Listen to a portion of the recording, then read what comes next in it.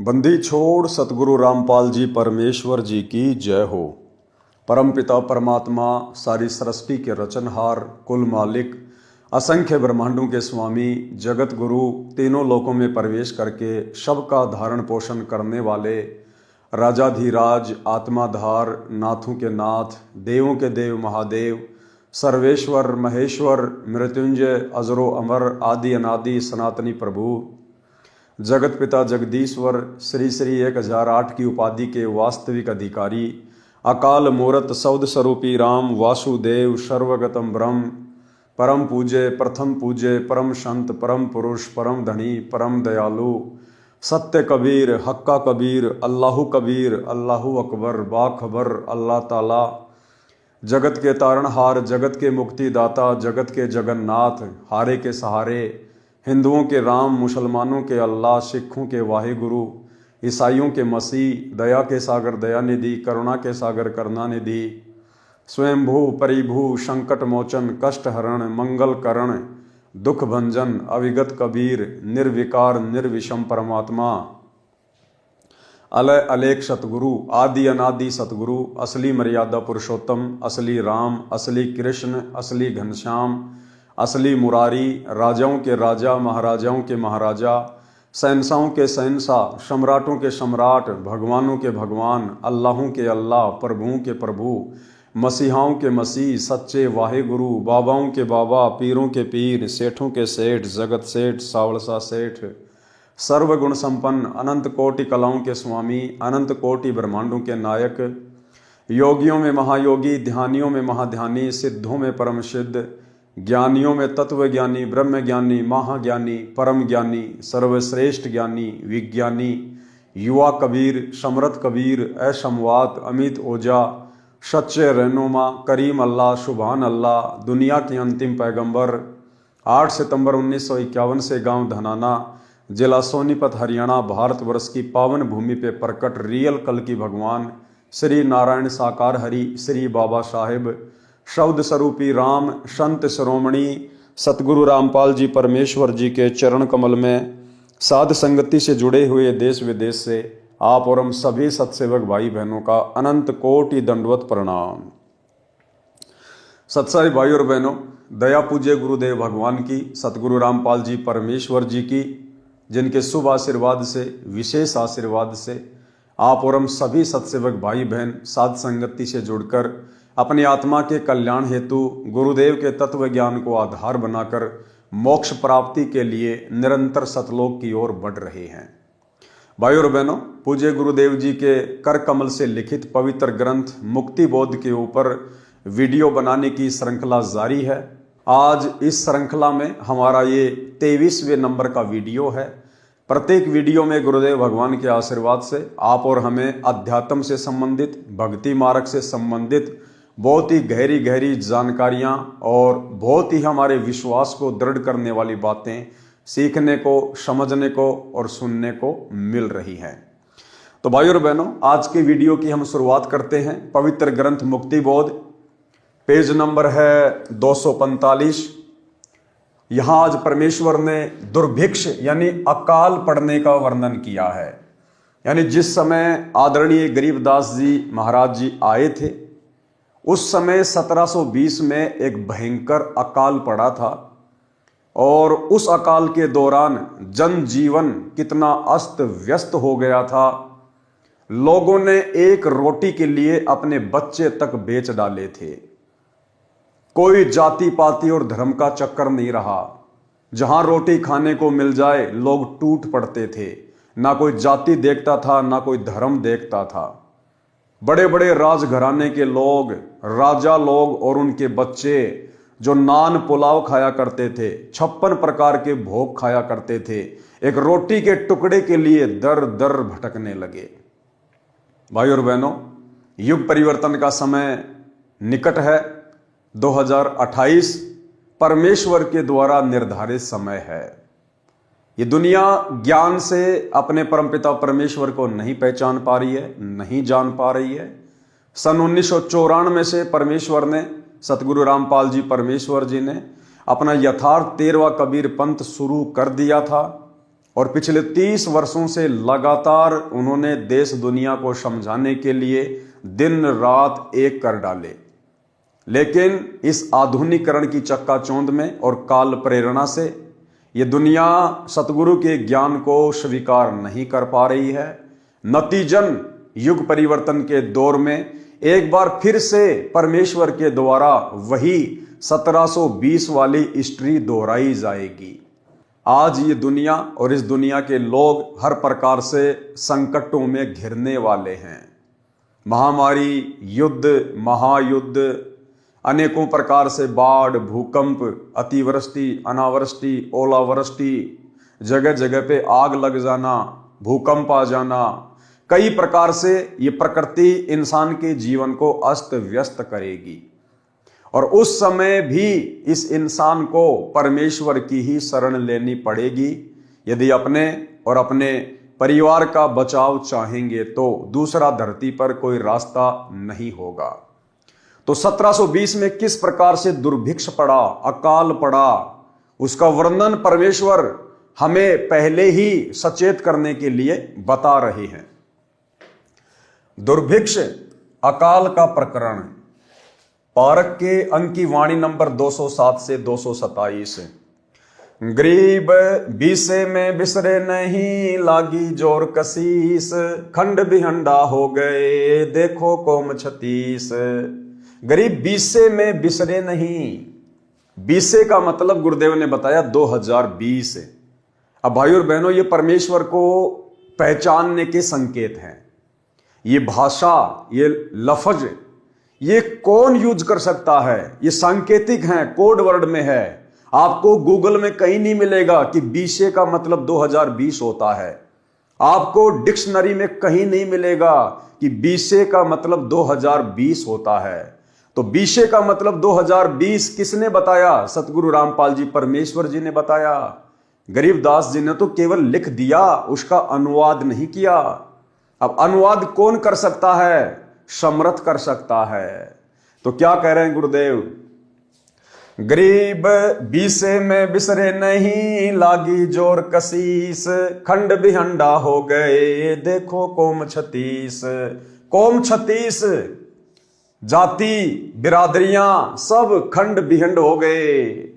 गरीब शहजादे मांगत फिरे दिल्ली के उमराव, एक रोटी पाई नहीं जो खाते नान पुलाव।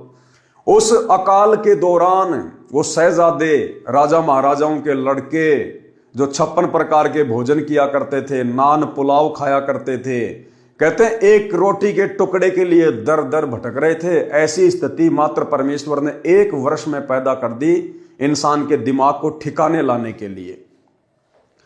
गरीब शहजादे मांगत फिरे दिल्ली के उमराव, एक रोटी पाई नहीं खाते नान पुलाव। गरीब गंगा जमुना पार को चली दुनी सब डोल, रोटी साटे बिक गए लड़के बालक मोल। गंगा जमुना को भी लोग पार करके एक रोटी के चक्कर में चले गए। चली दुनी सब डोल, दुनी यानी दुनिया डोलमोल हो गई, और रोटी साटे बिक गए लड़के बालक मोल। एक रोटी के लिए लोगों ने अपने बच्चे तक बेच दिए। गरीब इसते आगे क्या कहूं, बीती बहुत बिताड़, बासमती भोजन कर जिन पाया नहीं पवाड़। परमात्मा कहते हैं इससे ज्यादा उस समय की स्थिति को और मैं क्या बयान करूं। इसते आगे क्या कहूं, बीती बहुत बिताड़, और बासमती भोजन करें जिन पाया नहीं पवाड़। जो लोग बासमती चावल को बना के खाया करते थे, यानी अच्छा अच्छा भोजन खाया करते थे, उनको एक घास होती है पवाड़। गधा भी उसको मजबूरी में खाता है, गधा भी। इंसानों ने वो पवाड़ घास भी नहीं छोड़ी, उसको भी खा गए अपनी जान बचाने के लिए। गरीब इसते आगे क्या कहूं, बीती बहुत बिताड़, बासमती भोजन कर जिन पाया नहीं पवाड़। गरीब खर पवाड़ नहीं खाते हैं, मनस्यु खाया तोड़, सांगर टीट और भाकड़ी लेने वृक्ष जड़ोड़। गरीब खर पवाड़ नहीं खाते हैं, मनस्यु खाया तोड़। खर यानी गधा, गधा भी उस पवाड़ घास को नहीं खाता है। लेकिन उस समय अकाल के दौरान अपनी जान बचाने के लिए इंसानों ने तोड़ तोड़ के खा ली। सांगर, टीट और भाकड़ी। सांगर लगते हैं जैसे जांडी का जो पेड़ होता है ना, राजस्थान में जैसे जांडी होती है, जाटी बोलते हैं, उसके लंबी लंबी लगती हैं। कहते लोगों ने वो भी नहीं छोड़ी। टीट, टीट जो कैर होता है, कैर, उसके लगते हैं गोल गोल टीट, जिनका अचार डाला जाता है। बहुत ज्यादा कड़वे होते हैं और उन टीटों का कड़वापन दूर करने के लिए, क्योंकि हमारे माता पिता, हमारी दादी, हम बचपन में छोटे छोटे थे तो खुद ही तोड़ तोड़ के लाया करते थे, गांव से बाहर हुआ करते थे कैर। तो पहले तो उनका कड़वापन समाप्त किया जाता था और उनका कड़वापन समाप्त करने के लिए उनको एक मटके में डालकर ऊपर से छाछ से भर दिया करते थे, छाछ से, लस्सी से, और 10-15 दिन में सड़ सड़ के फिर उनका कड़वापन ठीक ठाक होता था। फिर निकाल के उनको धोते थे अच्छी प्रकार से, साफ करते थे पानी से। उसके बाद फिर उनको तेल वगैरह में डाल के गर्म करके फिर उनका अचार बनाया जाता था, जो रोटी के साथ में कभी कभार थोड़ा बहुत खाया जाता था। लोगों ने अचार डालना तो दूर, साफ करना तो दूर, उसको छाछ में डाल के कड़वापन दूर करना तो बहुत आगे की बात है। लोगों ने कैर के पेड़ से कच्चे तोड़ तोड़ के वो टीट खा लिए, जो आदमी एक भी नहीं खा सकता, एक भी। अगर एक भी खा लेगा तो मुंह का पूरा जायका खराब हो जाएगा, इतना कड़वापन आता है उन टीटों में। और लोगों ने उस समय अपनी जान बचाने के लिए वो टीट भी तोड़ तोड़ के खा लिए कैर के पेड़ से। सांगर, टीट और भाकड़ी। भाकड़ी एक प्रकार की घास होती है जिसके ऊपर कांटे से होते हैं, गोल गोल चने के दाने के जैसे। जब हम छोटे छोटे थे तो भैंस वगैरह, बकरी वगैरह चराने के लिए गांव से बाहर जाया करते थे, तो कई बार नंगे पैर होते थे तो वो कांटे, उस भाकड़ी घास के कांटे हमारे पैरों में चुभ जाया करते थे। तो लोगों ने वो भाकड़ी जो घास आती है कांटेदार, उसको भी नहीं छोड़ा उस अकाल के दौरान। सांगर, टीट और भाकड़ी लीने वृक्ष जरोड़। पेड़ों के जो पत्ते हैं उनको भी जरोड़ जरोड़ के, तोड़ तोड़ के लोगों ने वो भी खा लिए, वो भी नहीं छोड़े। ऐसा दुर्भिक्ष पड़ा था। गरीब खर पवाड़ नहीं खाते हैं, मुनशो खाया तोड़। सांगर, टीट और भाकड़ी लीने वृक्ष जरोड़। गरीब कड़ा कुहिंद्रा खा गए, जड़ा जोजरू झाड़। इसते आगे क्या कहूं, रही न बोदी बाड़। परमात्मा कहते हैं कड़ा कुहिंद्रा खा गए, जिनको ये बकरियां खाया करती हैं, बकरियां, छोटे छोटे जो जोजड़े होते हैं, लोगों ने उनको भी नहीं छोड़ा। जड़ा जोजरू झाड़ और इसते आगे क्या कहूं, रही न बोदी बाड़। खेतों के चारों तरफ रखवाली के लिए कांटेदार झाड़ियां लगाया करते थे, लोगों ने उसको भी नहीं छोड़ा। कूट कूट के वो भी खा ली। गरीब फजल किया यूं दुख सुण्या, बरसे दीन दयाल। आए इंदर गरज कर, शुबर सर्वस्ताल। उसके बाद लोगों ने भगवान से अर्ज करी, प्रार्थना करी। इंसान को अपनी जब औकात का पता चल जाता है ना, जैसे वर्तमान में परमपिता परमेश्वर सतगुरु रामपाल जी भगवान ने इंसान को थोड़ा सा दिमाग दिया, भक्ति के लिए परमात्मा ने इस विज्ञान को शुरू करवाया। और दुनिया सोच रही है कि हमने अपना दिमाग लगा के इंटरनेट बना लिया, टीवी बना लिया, मोबाइल बना लिए, जहाज बना लिए। दिया है दिमाग परमात्मा ने। अन्यथा द्वापर युग में श्री कृष्ण जी थे, त्रेता में श्री रामचंद्र जी आए थे। क्या उनके समय गर्मी नहीं पड़ती थी या सर्दी नहीं पड़ती थी? क्या उनको आने जाने के लिए गाड़ी की आवश्यकता नहीं थी? रोड भी ढंग के नहीं थे, खड्डे खच्चर जोड़ जोड़ के चला करते थे। क्या उनको अपने रिश्तेदारों से बात करने के लिए मोबाइल की आवश्यकता नहीं थी? क्या उनको गर्मी में एसी या कूलर, पंखे की आवश्यकता नहीं थी?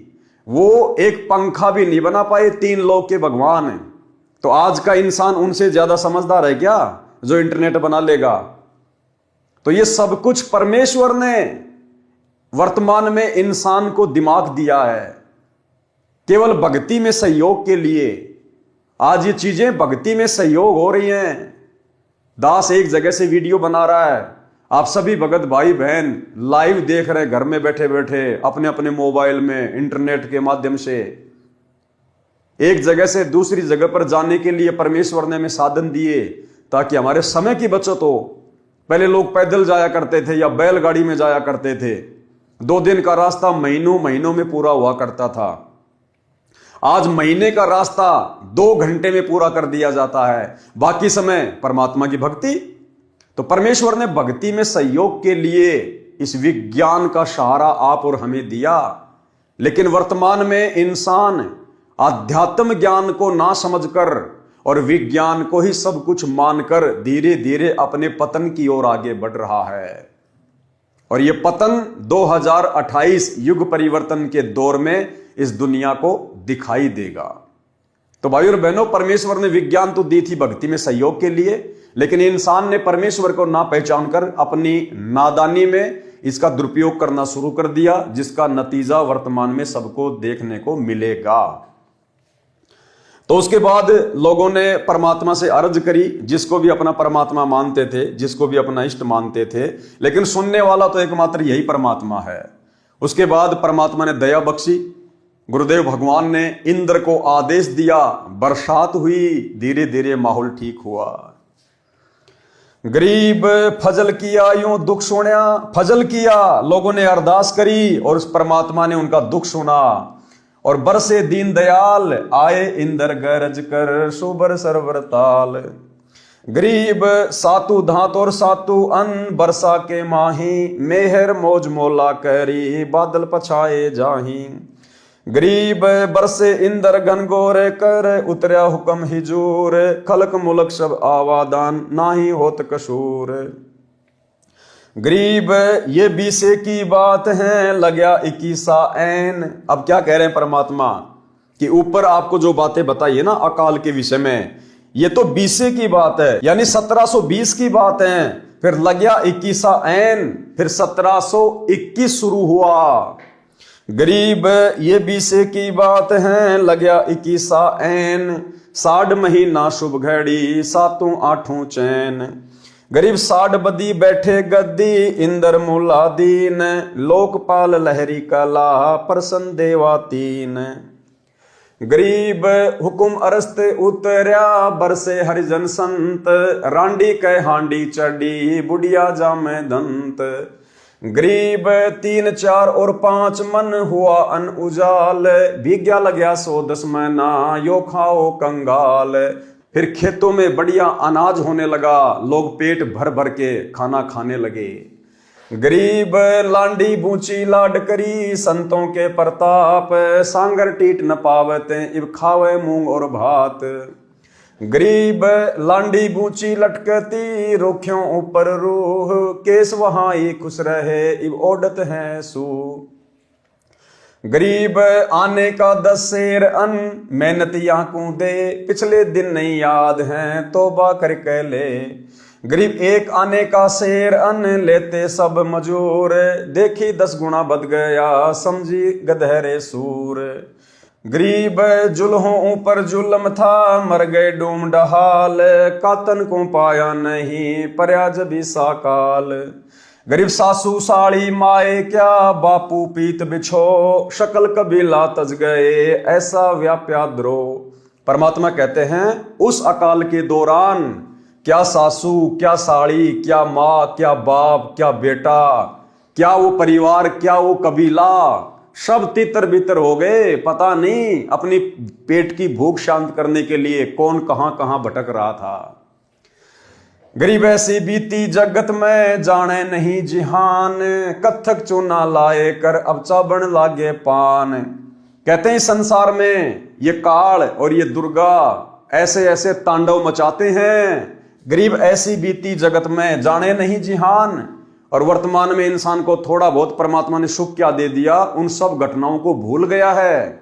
इंसान सोचता है वर्तमान में ऐसा नहीं होगा, अकाल तो पहले पड़ा करते थे, भूकंप तो पहले आया करते थे।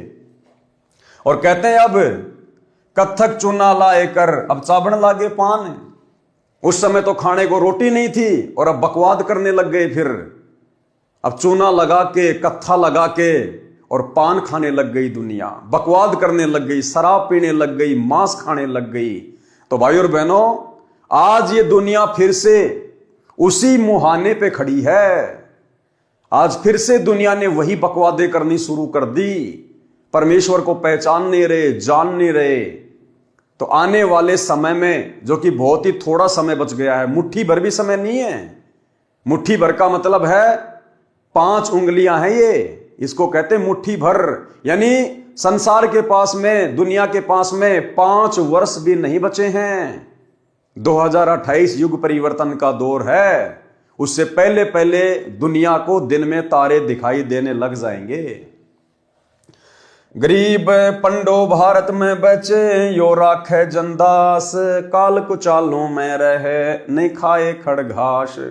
परमात्मा कहते हैं, जिस समय महाभारत का युद्ध हुआ था, उस समय परमात्मा ने केवल पांडवों की रक्षा की थी, क्योंकि पांडव एक प्रकार से उस समय धर्म के पाले में थे। हालांकि जिस स्तर पर वो थे उसको धर्म नहीं कहा जा सकता, क्योंकि लड़ तो वो भी राज के लिए रहे थे, तो वो कोई धार्मिक लड़ाई थोड़ी थी। लेकिन कौरवों की तुलना में पांडव परमेश्वर की विशेष आत्मा थी, इसलिए परमात्मा ने महाभारत के युद्ध में उस समय पांडवों की रक्षा की। उस समय भी ऐसी हालातें पैदा हो गई थी, पांडवों को वनवास दे दिया गया था 12 वर्ष का। तो कहते हैं पांडवों के सामने ऐसी परिस्थिति पैदा नहीं हुई कि उनको घास खा खा के अपना टाइम पास करना पड़े। परमात्मा ने उनके लिए हर जगह भोजन की व्यवस्था की। किसके लिए? अपनी विशेष आत्माओं के लिए। अब भाई और बहनों, गुरुदेव ने एक सत्संग में बताया कि विशेष आत्मा क्या होती है और कैसे परमात्मा अपनी विशेष आत्माओं की आपत्तियों के समय सहायता करता है। गुरुदेव ने बताया, जैसे एक पिता के 4 संतान हैं और 3 हैं वो नालायक हैं, पिता की आज्ञा का पालन नहीं करते, सारे उल्टे काम करते हैं, और एक है वो पिता की आज्ञा में चलता है। तो जब कोई विशेष संकट आएगा तो उस पिता का ध्यान अपने उस आज्ञाकारी बच्चे के ऊपर जाएगा। वो 3 जो नालायक हैं उनके ऊपर पिता विशेष ध्यान नहीं देगा, उनको अपना कर्म ही भोगना पड़ेगा। महाभारत कितना भयंकर युद्ध हुआ, उसमें पांडवों की रक्षा बनी और सब दुनिया मर गई।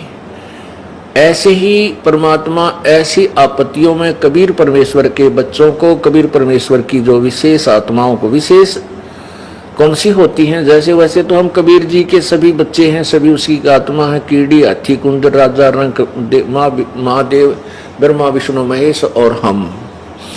विशेष आत्मा वो हैं जो उनकी आज्ञा का पालन करके उनके अनुसार चल रहे हैं। जैसे एक पिता की 5-6 बेटे हैं और 2 पुत्र उसकी आज्ञा का पालन ना करके बकवाद करते हैं, कि तो चोरी करते हैं, कि तो लठ बजाते हैं, कोई झगड़ा करते हैं, तो वो विशेष आत्मा उसके बच्चे नहीं हैं। आत्मा में दुख तो होता है, लेकिन वो उसकी आज्ञा से बाहर जा करके हैं, तो उन पर विशेष ध्यान ना दे करके पिता उनकी तरफ विशेष ध्यान देता है जो उसकी मर्यादा में चल रहे हैं।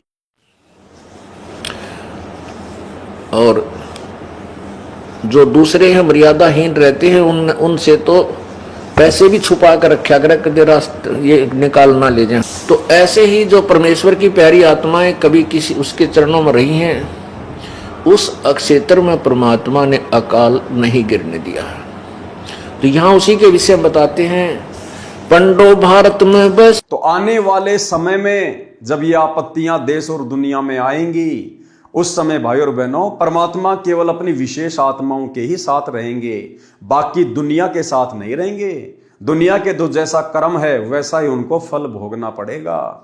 और वर्तमान में जो सतगुरुदेव भगवान से उपदेश लेकर भक्ति कर रहे हैं, मर्यादा में रह रहे हैं, नेक नीति से अपना कर्म कर रहे हैं, परमेश्वर अपनी इन ही विशेष आत्माओं की उस समय रक्षा करेगा।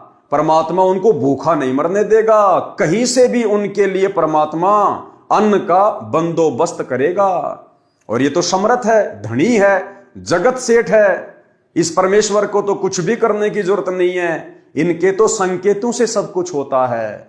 अगर हमारे घर में उस समय 2 दाने होंगे, सुबह मटका भरा हुआ मिलेगा, मटका भरा हुआ। सुनिए गुरुदेव के मुख कमल से।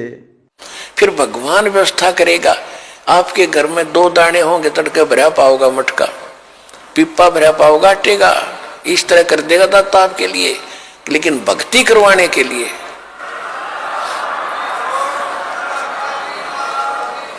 ये उनकी करेगा जो भक्ति करेंगे, और जो बकवाद चाहोगे वो अपना करते रहियो। ठीक है, जैसा भक्ति भजन करेंगे उनका लाभ मिल जाएगा, लेकिन वो उसमें से खड़ी रह जाएंगे। तो भाई और बहनों, इसलिए भक्ति करने की आवश्यकता पड़ती है, इसलिए परमात्मा की आवश्यकता होती है। तो आप और हमारा सौभाग्य जो उस महाविनाशकारी समय से पहले गुरुदेव ने हमारी बुद्धि खोली और हमें अपनी पहचान करवाई, क्योंकि हम परमेश्वर की युगों युगों से भक्ति करते हुए आ रहे हैं। और बाकी दुनिया जिनको आभास भी नहीं है कि धरती पर परमेश्वर आ चुके हैं, इनके पिछले जन्मों के संस्कार इतने मजबूत नहीं हैं, इनके हृदय में अभी भक्ति का बीज डला नहीं है। तो भाई और बहनों, ये आदरणीय गरीबदास जी महाराज जी के सदग्रंथ की वाणियां हैं, यानी सतगुरु रामपाल जी भगवान ने ही 350 साल पहले आदरणीय गरीबदास जी की भूमिका निभाई थी, और इन्होंने ही अपने कर कमल से सदग्रंथ साहिब को लिखा था, यानी लिखवाया था। परमेश्वर तो केवल एक अनपढ़ की भूमिका कर रहे थे, वो चाहते तो लिख भी सकते थे, उनके लिए तो कोई बड़ी बात नहीं है। लेकिन परमेश्वर ने एक अन्य आत्मा गोपाल दास जी को निमित्त बनाया और सदग्रंथ साहिब को लिखवाया। तो भाई और बहनों, इस पवित्र ग्रंथ की वाणियों को पढ़ने मात्र से हम पुण्य के भागी बनते हैं। आगे गुरुदेव ने इन वाणियों का संक्षेप में सरलार्थ किया हुआ है। एक बार पुनः हम इन वाणियों को पढ़ेंगे, क्योंकि ये परमेश्वर के मुख कमल से उच्चारित वाणियां हैं, ये परमेश्वर के हृदय की पुकार हैं, ये परमेश्वर की आत्मा की पुकार है, ये हमें पोसती है, ये हमें पालती है।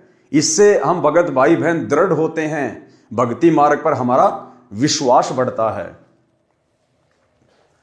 गरीब बीसे में बिसरे नहीं, लागी जोर कसीस, खंड बिहंडा हो गए देखो कोम 36।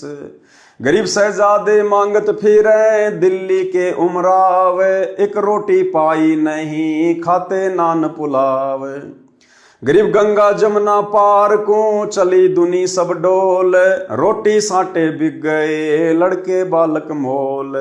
गरीब इसते आगे क्या कहूँ बीती बहुत बिताड़, बासमती भोजन कर जिन पाया नहीं पवाड़। गरीब खर पवाड़ नहीं खात हैं मनस्यों खाया तोड़, सांगर टीटोर भाकड़ी लीने वृक्ष जरोड़। गरीब कड़ा कुहिंद्रा खा गए झड़ा झोझरू झाड़, इसते आगे क्या कहूँ रही न बोधी बाड़। गरीब फजल की आयु दुख सुण्या बरसे दीन दयाल, आए इंद्र गरज कर शुबर सरबर ताल। गरीब सातु धातुर सातु अन्न बरसा के माही, मेर मौज मोला करी बादल पछाए जाही। गरीब बरसे इंदर गनगोर कर उतरया हुक्म हिजूर, खलक मुलक सब आवादान ना नहीं होत कसूर। गरीब ये बीसे की बात है लग्या 21 ऐन, 60 महीना शुभ घड़ी सातों आठों चैन। गरीब 60 बदी बैठे गद्दी इंदर मुलालीन, लोकपाल लहरी कला प्रसन्न देवातीन। गरीब हुकुम अरस्त उतरया बरसे हरिजन संत, रांडी कै हांडी चढ़ी बुढ़िया जामे दंत।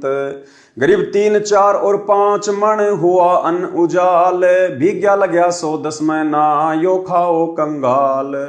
गरीब लांडी बूची लाड करी संतों के प्रताप, सांगर टेट न पावते इब खावे मूंग और भात। गरीब लांडी बूची लटकती रुखों ऊपर रू, केस वहाई खुशी रहे इब ओडत है सू। गरीब आने का 10 शेर अन्न मिन्नतियां कूदे, पिछले दिन नहीं याद हैं तौबा करके ले।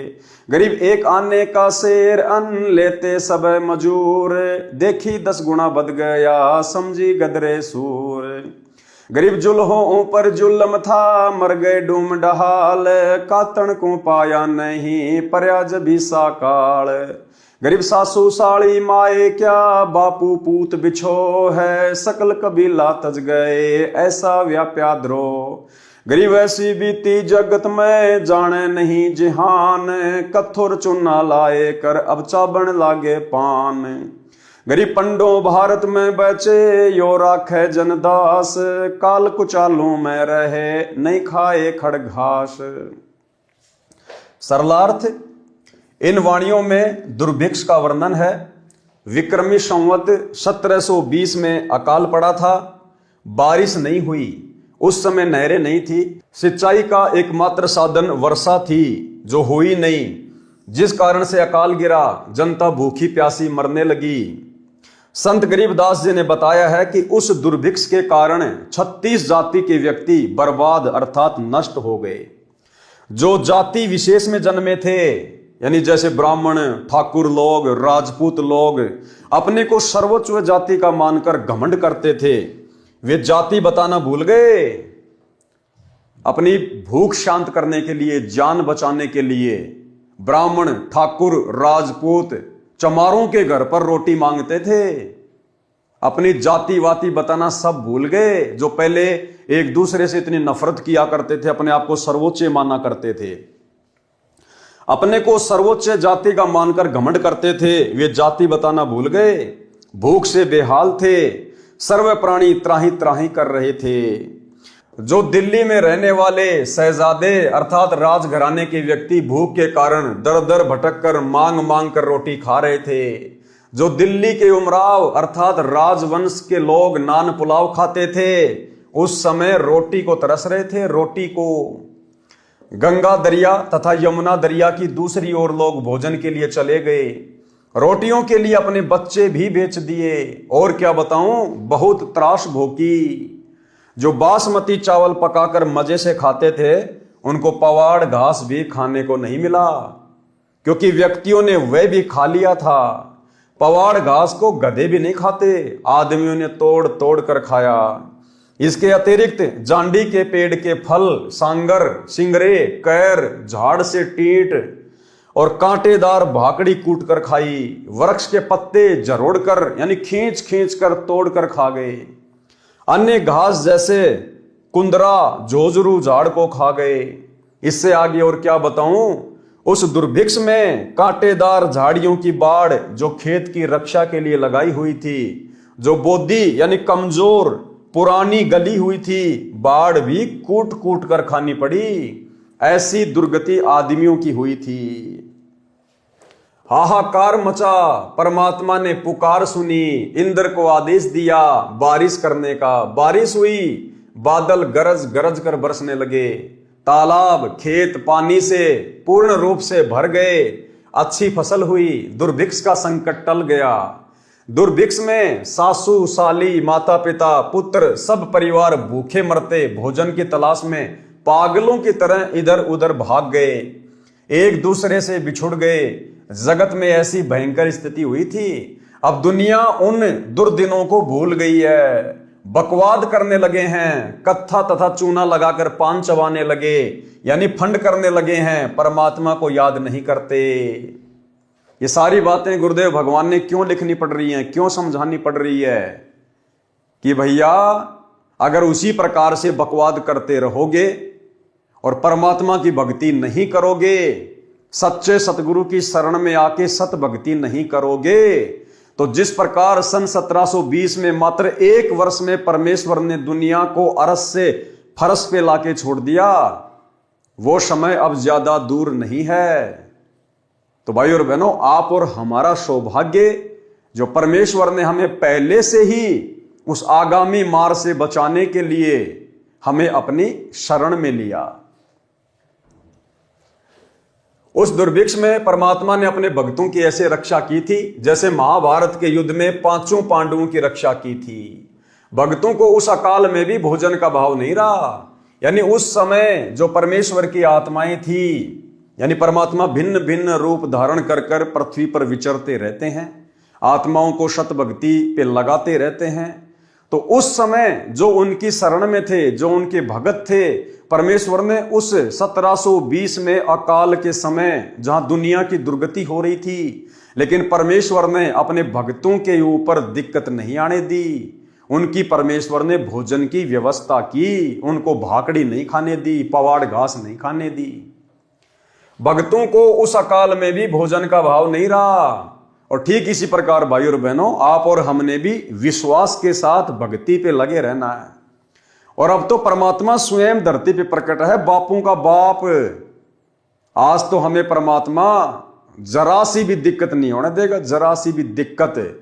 यदि हमने मर्यादाओं में जरा सी भी त्रुटि नहीं की है तो। वाणी नंबर 228 से 317 में श्री रामचंद्र पुत्र राजा दशरथ की महिमा का वर्णन है तथा राम और रावण के युद्ध का वर्णन है। कागभूषण ने बालक रामचंद्र की परीक्षा ली थी। उस समय पूर्ण ब्रह्म परमात्मा ने, किसने? सतगुरु रामपाल जी परमात्मा ने बालक रामचंद्र का रूप बनाकर उसकी महिमा बनाई थी। अब भाई और बहनों देखो, अनंत घटनाएं हो चुकी हैं, अनंत लीलाएं परमेश्वर कर चुके हैं। आप और हम भाई बहन परमेश्वर की उन अनंत लीलाओं से परिचित नहीं हो सकते हैं। इस परमेश्वर का ज्ञान, ये तत्व ज्ञान अरबों खरबों जीबी का है। आप और हमारी बुद्धि कुछ एक MB की है। तो कैसे भाई और बहनों वो सारी फिल्में, वो सारी कथाएं हमारे छोटे से दिमाग में समा सकती हैं। अब कागभूषण ने बालक रामचंद्र की क्या परीक्षा ली थी और कैसे गुरुदेव भगवान ने श्री रामचंद्र जी का रूप बनाया और उस परीक्षा में पास हुए। अब भाई और बहनों, ये कथाएं आने वाले समय में जब पूज्य गुरुदेव भगवान अपने मिशन को पूरा करके हिसार जेल से बाहर आएंगे, उस समय भाई और बहनों जितने दिन परमात्मा पृथ्वी पर रहेंगे, लीला करेंगे, परमेश्वर हमें आदरणीय गरीबदास जी महाराज जी के सदग्रंथ साहिब से उन्हीं सब कथाओं का जिक्र करेंगे। तो वर्तमान में दास ने गुरुदेव के सत्संगों में इस कथा को नहीं सुना है, क्योंकि गुरुदेव के लाखों सत्संग है, हम सारे सत्संग नहीं सुन सकते हैं। तो अभी तक दास तो नहीं सुन पाया है, इसलिए आप लोगों के सामने वो क्या कथा है उसका जिक्र नहीं कर सकता। तो ये हम परमेश्वर के ऊपर छोड़ते हैं। कागभूषण ने बालक रामचंद्र की परीक्षा ली थी। उस समय पूर्ण ब्रह्म परमात्मा ने बालक रामचंद्र का रूप बनाकर उनकी महिमा बनाई थी। फिर जीवन भर उसकी पूर्व जन्मों की भक्ति के कारण रक्षा की। नारद के अभिमान को भंग किया था, उसका भी वर्णन है। इसका वर्णन पहले कर दिया है। यानी नारद जी तपस्या करने के लिए वन में चले गए थे। 12 वर्ष उन्होंने साधना की और कहा कि मैंने कामदेव के ऊपर, विषय वासनाओं के ऊपर विजय प्राप्त कर ली। उसको अहंकार हो गया था। तो किस प्रकार से परमात्मा ने विष्णु में प्रेरणा करके और नारद के अभिमान को फिर तोड़ा था। रावण के अभिमान के कारण उसका कुल नाश हुआ। सत्य साधना न करके, तमगुण शंकर की भक्ति करके, धन दौलत तथा चमत्कारी शक्ति प्राप्त करके जीवन नष्ट कर दिया। वाणी नंबर 239। गरीब बैरागर की खान को जो कोई लेवे चाही, बिना धनी की बंदगी नगर लगो तिस बाही। सरलार्थ, यदि कोई बैरागर यानी हीरे की खान की इच्छा रखता है, भक्ति पूर्ण परमात्मा की नहीं करता है, उस नगर को आग लगे। जो मांस खाते हैं, शराब पीते हैं, वे तो मनुष्य दिखाई देते हैं, वे तो पशु हैं। पर्वत पर रहने वाले भीलों जैसे दुष्ट हैं। वाणी नंबर 244 से 245 में बताया है कि रावण एक समय में 100 जोटों का यानी 100 भैंसों का मांस खाता था। उसके घर पर नौजवान स्त्री मंदोदरी थी, फिर भी सीता की इच्छा रखता था, जो उसके विनाश का कारण बना। यानी गुरुदेव भगवान आप और हमें शिक्षा देना चाहते हैं कि आपने भूलकर भी शौपन में भी पर स्त्री और पर धन की ओर नजर नहीं रखनी है। जो राखूं त्यो ही रहूं हमरा के चारा, और खाने जाद खरीद हूं गुलाम तुम्हारा। हमने तो अपने गुरुदेव भगवान की रजा में राजी रहना है। भाई और बहनों, इस रावण की छोटी सी कथा से आप और हमें बहुत सारी शिक्षाएं मिल सकती है। हम अपने अभिमान को, अहंकार को चूर चूर कर सकते हैं कि आप और हमारी वर्तमान में ऊंट के मुंह में जीरे के बराबर भी औकात नहीं है। चाहे कोई यहां का प्रधानमंत्री क्यों ना हो, बड़े से बड़ा कोई धनपति क्यों ना हो, आप और हमारी वर्तमान में कोई औकात, कोई हैसियत नहीं है। ऐसे ऐसे महापुरुष, ऐसे ऐसे बली, ऐसे ऐसे दानवीर, ऐसे ऐसे ताकतवर इंसान होकर जा चुके हैं। रावण क्या कह रहे हैं गुरुदेव भगवान? रोजाना 100 जोटों का मांस खाता था, 100 जोटों का। यह रावण की खुराक थी। इसके अलावा सब्जी रोटी अलग है, छाछ दूध दही अलग है। 100 जोटों का मांस, और उस समय के जोटे भी कितने बड़े बड़े होंगे, हाथी से भी बड़े बड़े। तो सोचिए रावण कितना बलवान होगा। गुरुदेव ने बताया कि रावण की हाइट 150 फुट की हाइट थी, 150 फुट की। और शरीर फिर कितना हट्टा कट्टा होगा, जो रोजाना 100 जोटों का मांस खाता था। उस समय के जोटे वर्तमान के हाथी से भी बड़े बड़े। तो सोचिए वर्तमान में कोई 5 फुट का, कोई 6 फुट का, बड़े से बड़ा कोई 7 फुट का इंसान, पता नहीं अपने आप को क्या मान बैठता है। थोड़ा बहुत किसी का शरीर ठीक ठाक होता है, जिम जाम करने लग जाता है, पहलवानी करने लग जाता है, पता नहीं अपने आप को भीम समझने लग जाता है। परमात्मा कहते हैं ये उदाहरण है अभिमान को तोड़ने के लिए, अहंकार को तोड़ने के लिए। आज 1 किलो खाना नहीं खा सकता इंसान एक टाइम में, और रावण एक समय 100 जोटों का मांस खाया करता था, 100 जोटों का। और आगे देखना भाई और बहनों, वाणी नंबर 244-245 में बताया है कि रावण एक समय में 100 जोटों का नर भैंसों का मांस खाता था। उसके घर पर नौजवान स्त्री मंदोदरी थी, फिर भी सीता की इच्छा रखता था, जो उसके विनाश का कारण बना। यदि हम भगत भाई बहन भी यदि पर स्त्री की तरफ कुदृष्टि रखेंगे, कुनजर रखेंगे, तो आप और हमारी भी यही दुर्गति होगी जो रावण की हुई।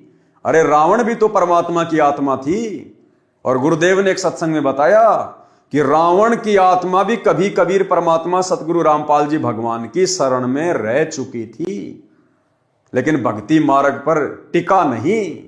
और देखो फिर काल ने उसी परमात्मा के विरुद्ध रावण को खड़ा कर दिया। परमात्मा के विरुद्ध खड़ा करने का मतलब है सत्य के विरुद्ध अहंकार से भरकर रावण को खड़ा कर दिया। और रामचंद्र रूप बनाकर रामचंद्र जी की पुकार पर इस कबीर परमेश्वर सतगुरु रामपाल जी भगवान ने फिर उस रावण का नाभि में तीर मारकर वध करना पड़ा। रावण का भाई कुंभकर्ण, पुत्र मेघनाथ आदि आदि अनेकों जोटों का मांस खाते थे। रावण ने 33 करोड़ देवताओं को अपनी कैद में बांधकर डाल रखा था। कितना सिद्धि युक्त था, कितना बलवान था। वाणी नंबर 246 से 256 तक रावण राजा की सेना का वर्णन है। अब रावण की सेना का वर्णन है, रावण के नौकरों का, चाकरों का वर्णन। वाणी नंबर 246 से 256 तक रावण राजा की सेना का वर्णन है। वाणी नंबर 25 में रावण के अंग रक्षकों की संख्या बताई है। अंग रक्षक, बॉडीगार्ड 100 करोड़। 100 करोड़ मतलब 1 अरब। 100 करोड़ सेना तो रावण की गद्दी तथा घर के चारों ओर रखवाली करती थी। अब सोचिए भाई और बहनों, वर्तमान का कोई प्रधानमंत्री है, कोई राष्ट्रपति है, Z+ सिक्योरिटी लेके घूमता है, जिसमें 10-15 उसके बॉडीगार्ड होते हैं, 100 मान लो ज्यादा से ज्यादा, और पता नहीं क्या समझता है अपने आप को। रावण 100 करोड़ उसके बॉडीगार्ड थे, 100 करोड़। अब सोचो बाकी सेना कितनी होगी उसके पास में। जिस व्यक्ति के राजघराने के चारों तरफ और जिसकी सिंहासन यानी उसकी जो गद्दी थी जहां वो बैठा करता था, सिंहासन लगाया करता था, सिंहासन और राजघराने यानी उसके महल के चारों तरफ सिक्योरिटी के लिए 100 करोड़ सैनिक थे, 100 करोड़। तो आज के इंसान की क्या औकात है उसकी तुलना में।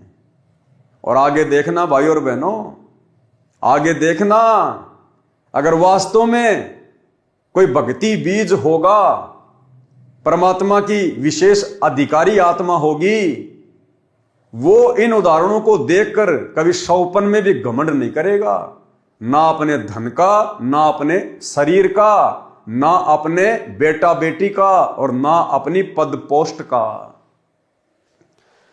पारक के अंक की वाणी नंबर 258 से 259। गरीब जो जन चार आकाश में, जहां रावण की सेज, ता रानी नौजो बनी हरदम रहे उमेज।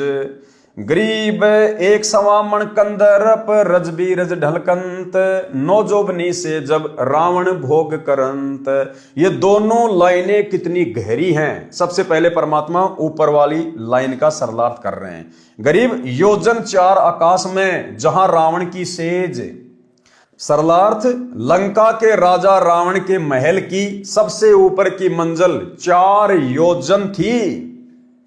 रावण का जो महल था वो 4 योजन ऊंचा था।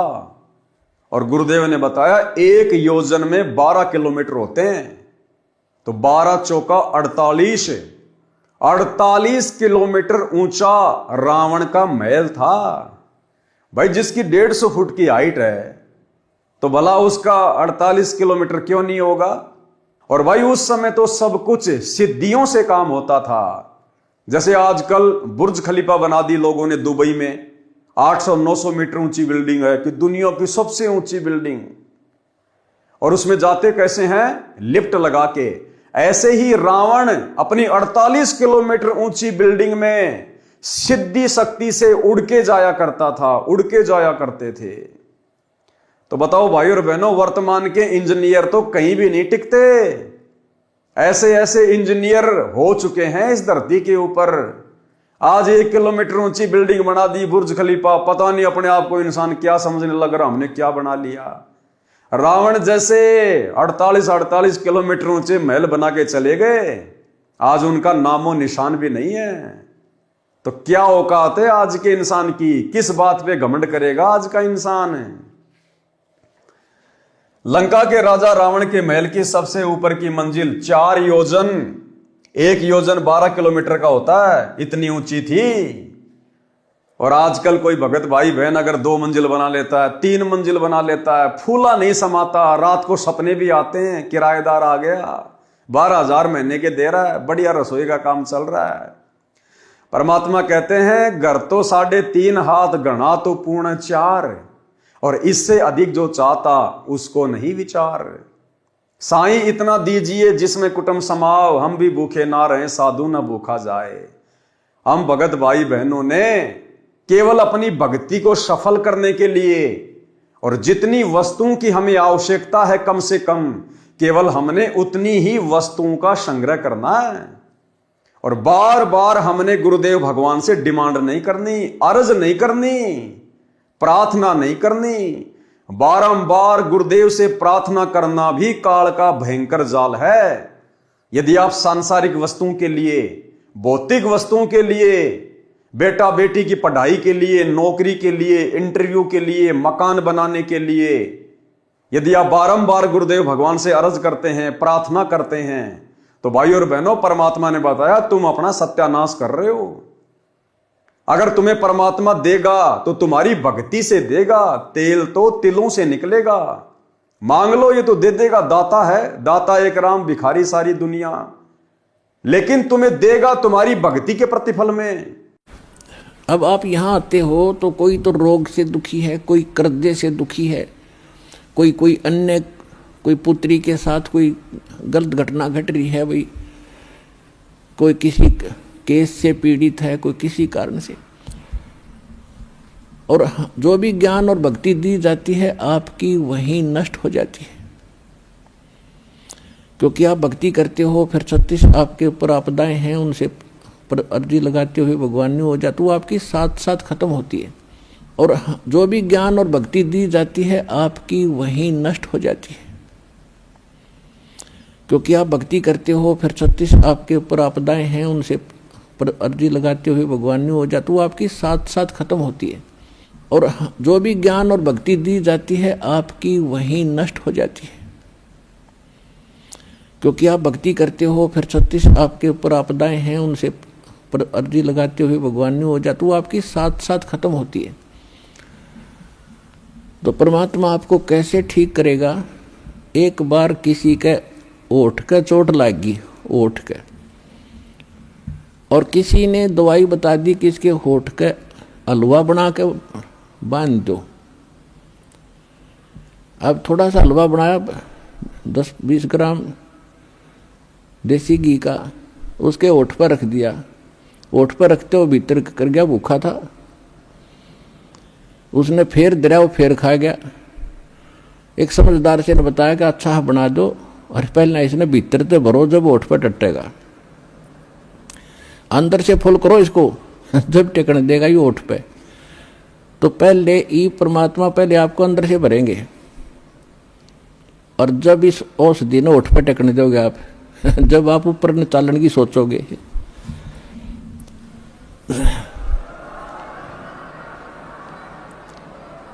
अर्थात आपकी यहाँ की जो रिक्वायरमेंट है, दाता आपके दुख हैं पहले इन्हें ठीक करेगा, और ठीक होके फिर आप गफलत कर जाते हो। इतना भी मालिक को मालूम है, आप चाहे मानो या ना मानो। अब कई भक्त कहते हैं जी कति और तो सारा ठीक हो गया, थोड़ा सा कोई बताते हैं ऐसा दुख रह गया, वहाँ यो तो रखना पड़ेगा भगवान ने, यो तो जान कर रख रखा ना, तुम फिर अंडी पाक जाओगे। तो परमात्मा कहते हैं कि सुख के माथे पत्थर पड़ो, जिसते नाम मर देते जावे, और बलिहारी उस दुख के जो पल पल नाम उठावे। तो परमात्मा कहते इसे सुख का आग लगे जिस तो भगवान की भूल पड़े। और बुद्धिमान व्यक्ति, समझदार व्यक्ति, भक्त ने ये मांगना चाहिए, परमात्मा ऐसा दुख दिए रखना आपकी याद बनी रहे, ऐसा सुख ना देना जिससे आपसे दूर हो जाए, भाड़ में जाए ऐसा दुख सुख। तो पुण्यात्माओं, ये परमात्मा थोड़ा बहुत जो रखे है ये अनिवार्य ही होगा हमारे लिए, ये सोचकर आप अब ब्लाइंड फेथ करो इस मार्ग पे। तो भाई हमने ये भक्ति यहीं पे खर्च नहीं करनी, ये भक्ति तो हमने सतलोक जाने के लिए संग्रह करनी है। और इस दाता से मांगना क्या? अरे जो सब कुछ जानता है, जो अंतर्यामी है, जो तीनों लोकों में प्रवेश करके सबका पालन पोषण कर रहा है, ऐसे समर्थ सांवरिया सेठ से मांगा थोड़ी जाता है। अरे मांगा तो उससे जाता है जिसको पता नहीं होता। हमारे गुरुदेव को तो बताने की जरूरत नहीं है, ये तो घट घट के वासी हैं, कण कण के वासी हैं। अगर हम इनकी सतभक्ति कर रहे हैं, इनकी शरण में हैं, मर्यादा में हैं, समय से पहले परमात्मा आवश्यक वस्तु आप और हमारे सामने खड़ी कर देगा। फिर भला ऐसे समर्थ सतगुरुदेव भगवान से मांगने की क्या जरूरत? और मांगने के लिए परमात्मा ने क्या बताया कि भैया मांगना है तो भक्ति मांगो, भक्ति मर्यादा मांगो। मांगना भी गुरुदेव ने सिखाया आदरणीय धर्मदास जी के एक शब्द के माध्यम से। भक्ति दान गुरु दीजियो देवन के देवा हो, भक्ति दान गुरु दीजियो देवन के देवा हो। जन्म पाया भूलूं नहीं करहूं पद सेवा हो, जन्म पाया भूलूं नहीं करहूं पद सेवा हो।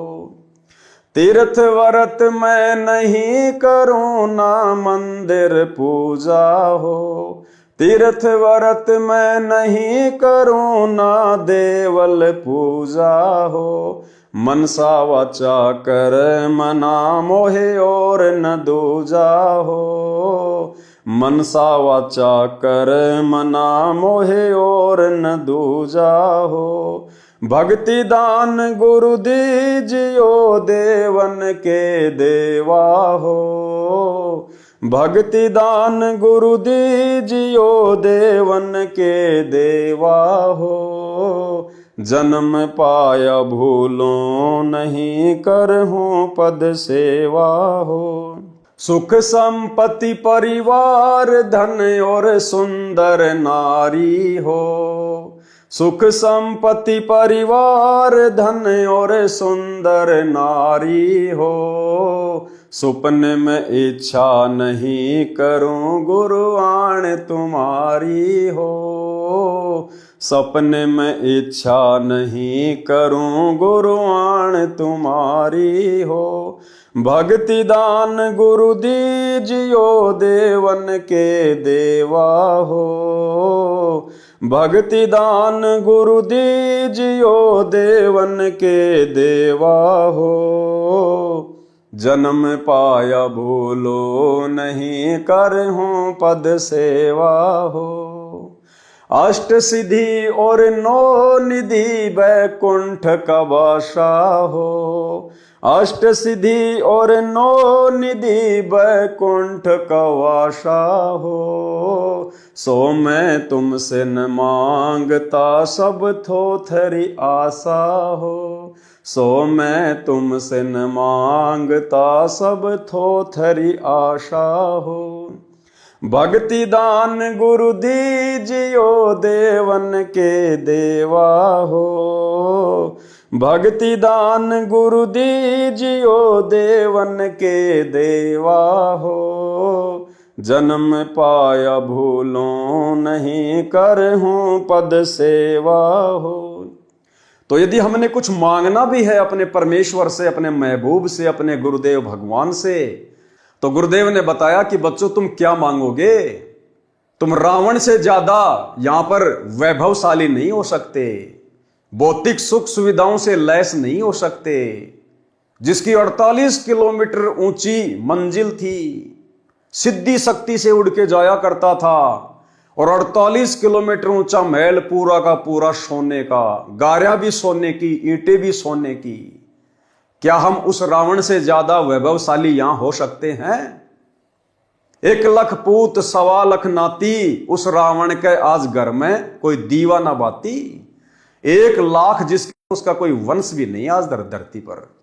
तो बताओ फिर हम क्या मांगे परमात्मा से? क्या मांगे? वो रावण अपने साथ में सुई की नोक नहीं लेकर जा सका, हम क्या ले जाएंगे?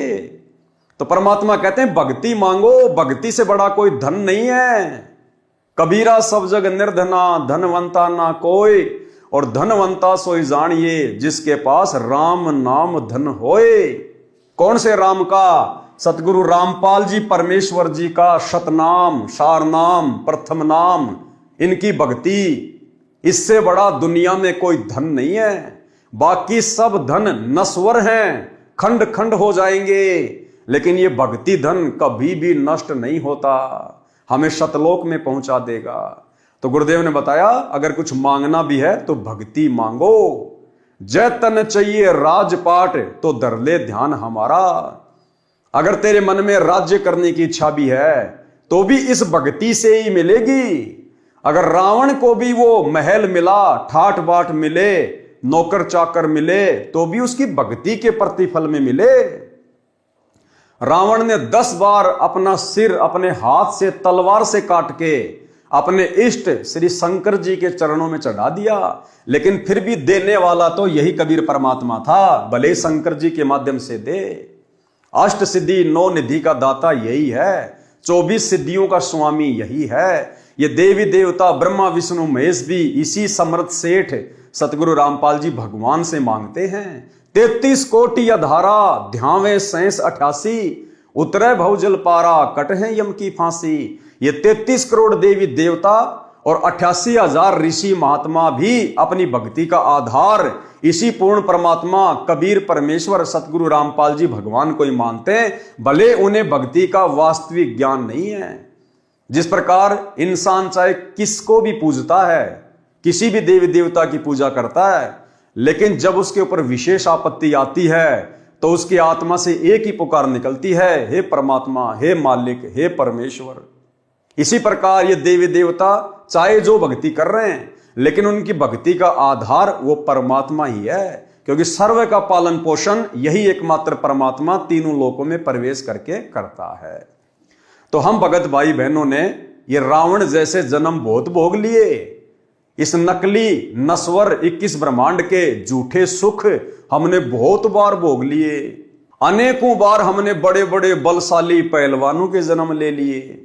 अनेकों बार हम बड़े बड़े बिजनेसमैन रह चुके हैं, बड़े बड़े खिलाड़ी रह चुके हैं। हमने सर्व जीवन भोग लिए। परमात्मा कहते हैं कोटि जन्म तू राजा की न्या, करोड़ों बार तो सतलोक से आने के बाद हम यहां पर पृथ्वी पर सर्व संपन्न राजाओं के जीवन भोग चुके हैं। कोटि जन्म तू राजा की न्या, मिटी न मन की आशा, और भिक्षुक होकर दर दर घूम लिया, मिला न निर्गुण राशा।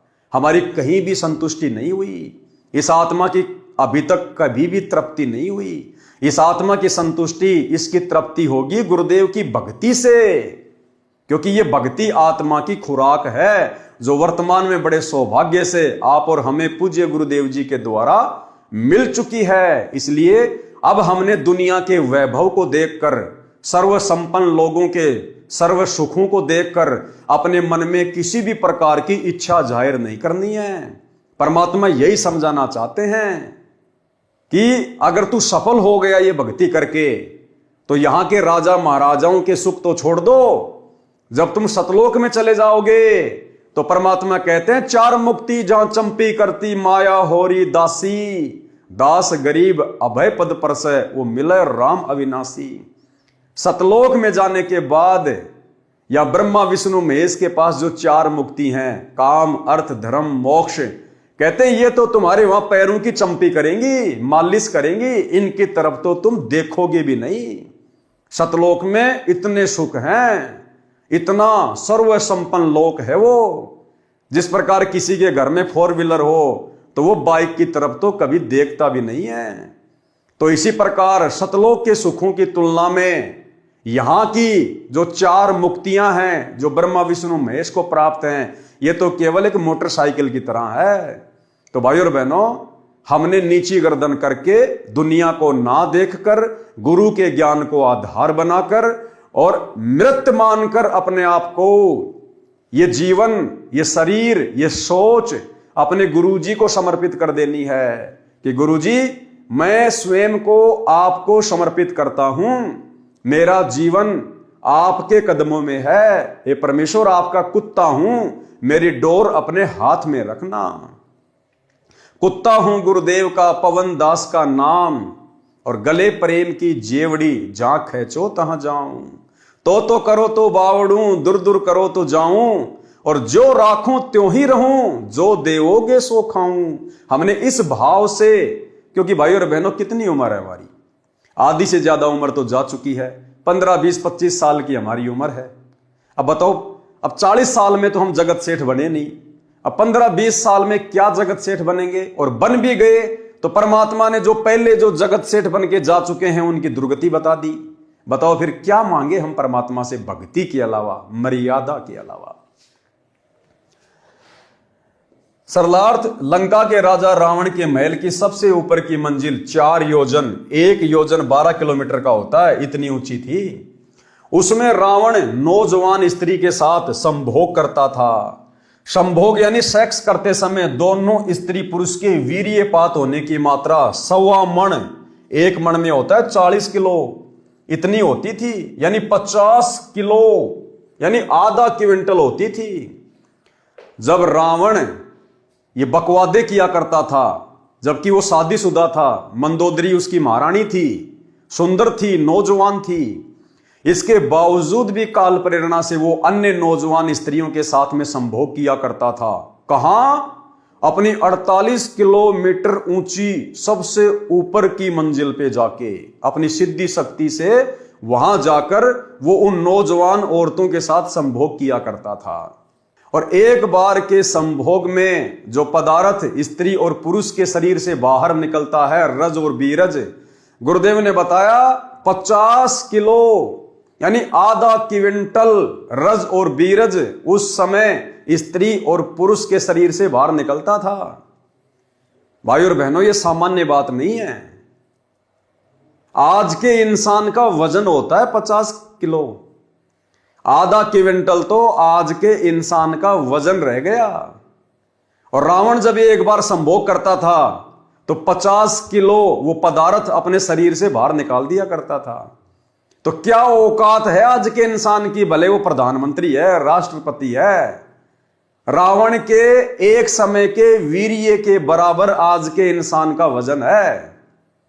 क्या औकात है, किस बात का घमंड करें, किस बात का अहंकार करें।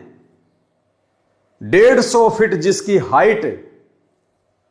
भाई और बहनों, अगर आपको देसी भाषा में समझाएं, सरल भाषा में, इस अहंकार को तोड़ने के लिए, तो आज इस पृथ्वी पर जो सबसे लंबे से लंबा कोई इंसान है, होगा कोई 8 फीट का, 9 फीट का, या बड़े से बड़ा हो सकता कोई 10 फीट का इंसान हो आज इस धरती पर। भाई और बहनों, 10 फीट लंबे तो रावण के गुप्तांग के बाल थे, बाल। अब सोचो भाई और बहनों, विचार करो इन बातों पर अपने अहंकार को तोड़ने के लिए। आज के इंसान की इतनी हाइट नहीं है जितने बड़े रावण के गुप्तांग के बाल थे। अब सोचिए हम किस बात का घमंड करें, हमारी औकात क्या है। इसीलिए परमात्मा हमें बारंबार समझाते हैं, मर्द गर्द में मिल गए रावण से रणधीर, कंस केश चानोर से हिरणाकुश बलबीर। और तेरी क्या बुनियाद है, तू पेंडा पंथ पकड़, गरीब दास हरि भक्ति बिन तेरा खाली रहसी खेत। कि मर्द गर्द में मिल गए रावण जैसे मर्द, कंस जैसे, हिरण्यकश्यप जैसे, वास्तव में जिनको मर्द कह सकते हैं, जो शरीर से भी मर्द थे, बलशाली थे, धन से भी थे। कहते हैं उल्टे काम कर करके आज उनका धरती पर खोज भी नहीं है। और उनकी तुलना में तुम इस कलयुग के छोटे छोटे जीव, यानी भाइयों और बहनों, अगर रावण से हम वर्तमान में अपनी तुलना करें तो हाइट के मामले में जैसे हमारे सामने धरती पर मेंढक होता है, हम केवल इतने हैं, इतने। तो किस बात का घमंड करें, किस बात का अहंकार करें। अगर किसी के पास ज्यादा संपत्ति है, कोई बहुत बड़ा नौकरी वाला है, जिसके पास बड़ा सा मकान है, कोई फार्म हाउस है, 2-4 प्लाट हैं, तो परमात्मा कहते हैं रावण से कंपैरिजन कर लिया करो कि तुम्हारे जैसे कितने चले गए। 100 करोड़ तो जिसके बॉडीगार्ड थे, बॉडीगार्ड। 48 किलोमीटर ऊंचा जिसका महल था, वो भी सोने का। भाई और बहनों, हम कहीं नहीं टिकते, कहीं भी। इसलिए परमात्मा से वर्तमान में यदि हमें कुछ मांगना है तो भक्ति, जो भक्ति रावण के पास नहीं थी, जिस धन के अभाव में रावण मर गया, जिस धन को रावण भी प्राप्त नहीं कर पाया, आज हम वो अनमोल वस्तु प्राप्त कर सकते हैं। क्योंकि आज हमें मौका है, वो दाता धरती पर प्रकट है, सतगुरु रामपाल जी भगवान। तो हमने केवल परमात्मा से भक्ति मांगनी है, मर्यादा मांगनी है, आधीनी मांगनी है, दास भाव मांगना है। बाकी तो परमात्मा ठाठ कर देगा जितनी हमें यहां आवश्यकता होगी। और उसके बाद फिर सदा के ठाठ, फिर सदा के ठाठ के लिए परमात्मा सतलोक में बैठा देगा। फिर हमने झांक के भी नहीं देखना इधर। तो भाई और बहनों, इस प्रकार से हमने अपनी औकात में, अपनी हैसियत में रह के और अपने गुरु को सर्वे सर्वा मानकर, सब कुछ मानकर हमने भक्ति करनी है। और दूसरी बात, जिसका बाप पहलवान है, जिसका बाप सावरिया सेठ है, फिर बेटे ने पहलवान बनने की क्या जरूरत है भाई।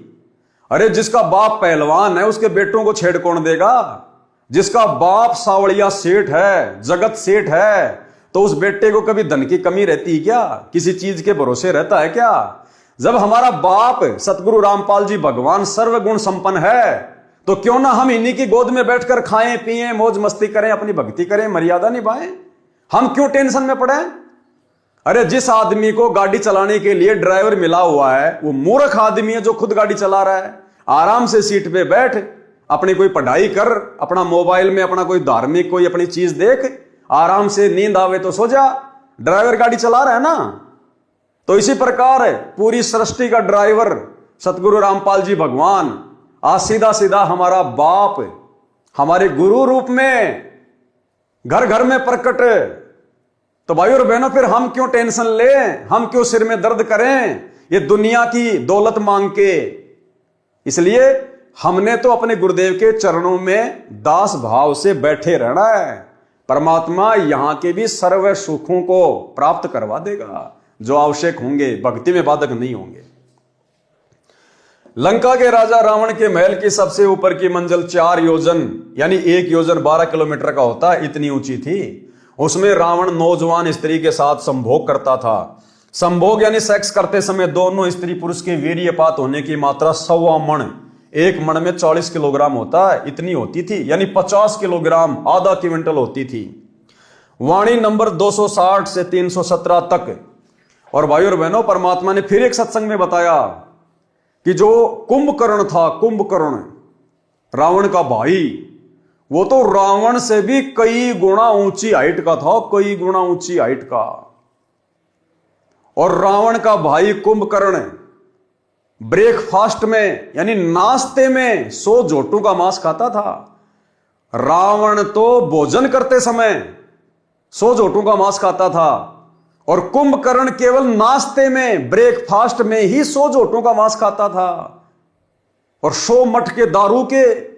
अब सोचो वो कुंभकर्ण जो भोजन करता होगा दोपहर का या रात का, उस समय क्या खाता होगा। और उस कुंभकर्ण को नींद से उठाने के लिए परमात्मा ने बताया 12,000 बलशाली योद्धा, यानी उस समय 100 फुट की हाइट थी, 12,000 सैनिक 100 फुट के उसको उठाने के लिए उसके जो है मुगदर मारा करते थे, चोट मारते थे उसके भयंकर भयंकर। और कहते हैं कुंभकर्ण की नाक में, एक साइड का जो नाक है ना, जैसे 2 छेद है नाक में, एक साइड के नाक के छेद में 2 हाथी आ जाते थे, इतना चौड़ा उसका एक साइड का नाक का छेद था। तो सोचो भाई और बहनों वो कुंभकर्ण क्या होगा। फिर हम लोग किस बात पे घमंड करें, कोई 6 फुट का, कोई 6.5 फुट का, थोड़ा बहुत को डोले सोले बना के जिम जाम जाके शरीर को तोड़ के पता नहीं अपने आप को क्या समझ बैठता है। उस कुंभकर्ण की तुलना में वर्तमान का 10 फुट का आदमी मच्छर के बराबर भी नहीं है, मच्छर के बराबर भी। भाई और बहनों, इससे बड़ा उदाहरण इस भक्ति मार्ग पर अहंकार को नष्ट करने का दूसरा नहीं हो सकता। अगर हम चेतना में हैं तो, अगर हमारे अंदर गुरुदेव के ज्ञान की ज्योत सही प्रकार से जल चुकी है तो इस रोशनी में हम भली भांति अपनी औकात को देख सकते हैं। वाणी नंबर 260 से 317 तक राम तथा रावण के बीच हुए युद्ध का वर्णन है। हनुमान जी जैसे महाबलियों ने क्या क्या उपकार व उपद्रव करके युद्ध जीता। लक्ष्मण की जीवन रक्षा सरजीवन जड़ी औषधि का पौधा होता है, उससे हुई। यह रामायण का अंश है। यह अमृतवाणी संत गरीबदास जी के श्री मुख से बोली गई है, इसलिए इसके पढ़ने से आत्मा का पाप धुलता है, ज्ञान विशेष नहीं है। परमात्मा कहते हैं भले ज्ञान विशेष ना हो, ये बातें तुमने सुन रखी हैं राम की रावण की, लेकिन ये वाणियां महापुरुष के मुख कमल से उच्चारित हैं। गरीबदास जी के रूप में खुद हमारे पूज्य गुरुदेव भगवान थे, इनके मुख कमल से उच्चारित वाणियां हैं।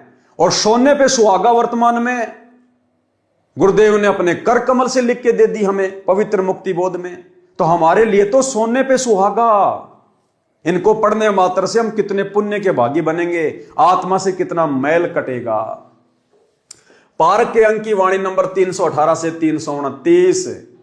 गरीब 1,80,000 असली और सकल जी नाती, मैं मंद का कलमा सरूं तब चोद हूं दाती। गरीब कलम सकल बन राय की, जय कोई लिखवा होए, अलय बैत बानी अलख अंत न पावे कोई। गरीब पोहमी की पट्टी करे, ऊपर लिखे हरफ, सकल समुद्र की मसी करे, लख्या न जाए अलफ। गरीब अली अलय में भेद क्या, एक नूर जहूर, मोहम्मद तो मदती पर हो रहे चकना चूर। गरीब हस्ती घोड़ा मर्द क्या, बली बजर क्यों न होए, अरस कुरस बिच ना बचे, अली तेग तत लोए। गरीब 70 कदम कट्टे कटक, जय अली फिरावे तेग, खड़ी करे आसमान को तो शब्द सुर्ग पर भेग। गरीब अली अलय का शेर है, सीना स्वाप शरीर, कृष्ण अली एक कली, न्यारी कला कबीर। गरीब अलय वृक्ष अली पान है, झरझर पर अनंत, कृष्ण कली दर कली है, अगम कबीरा पंथ। गरीब अली अली लो हो गए, मैं मंद पदम 50, कबीर एक का एक है, दूजा नहीं मिलावे। गरीब जबराइल जुबान परी, मैं काइल मुकट, असराफिल कबली दरे, अजाजिल ओ घट।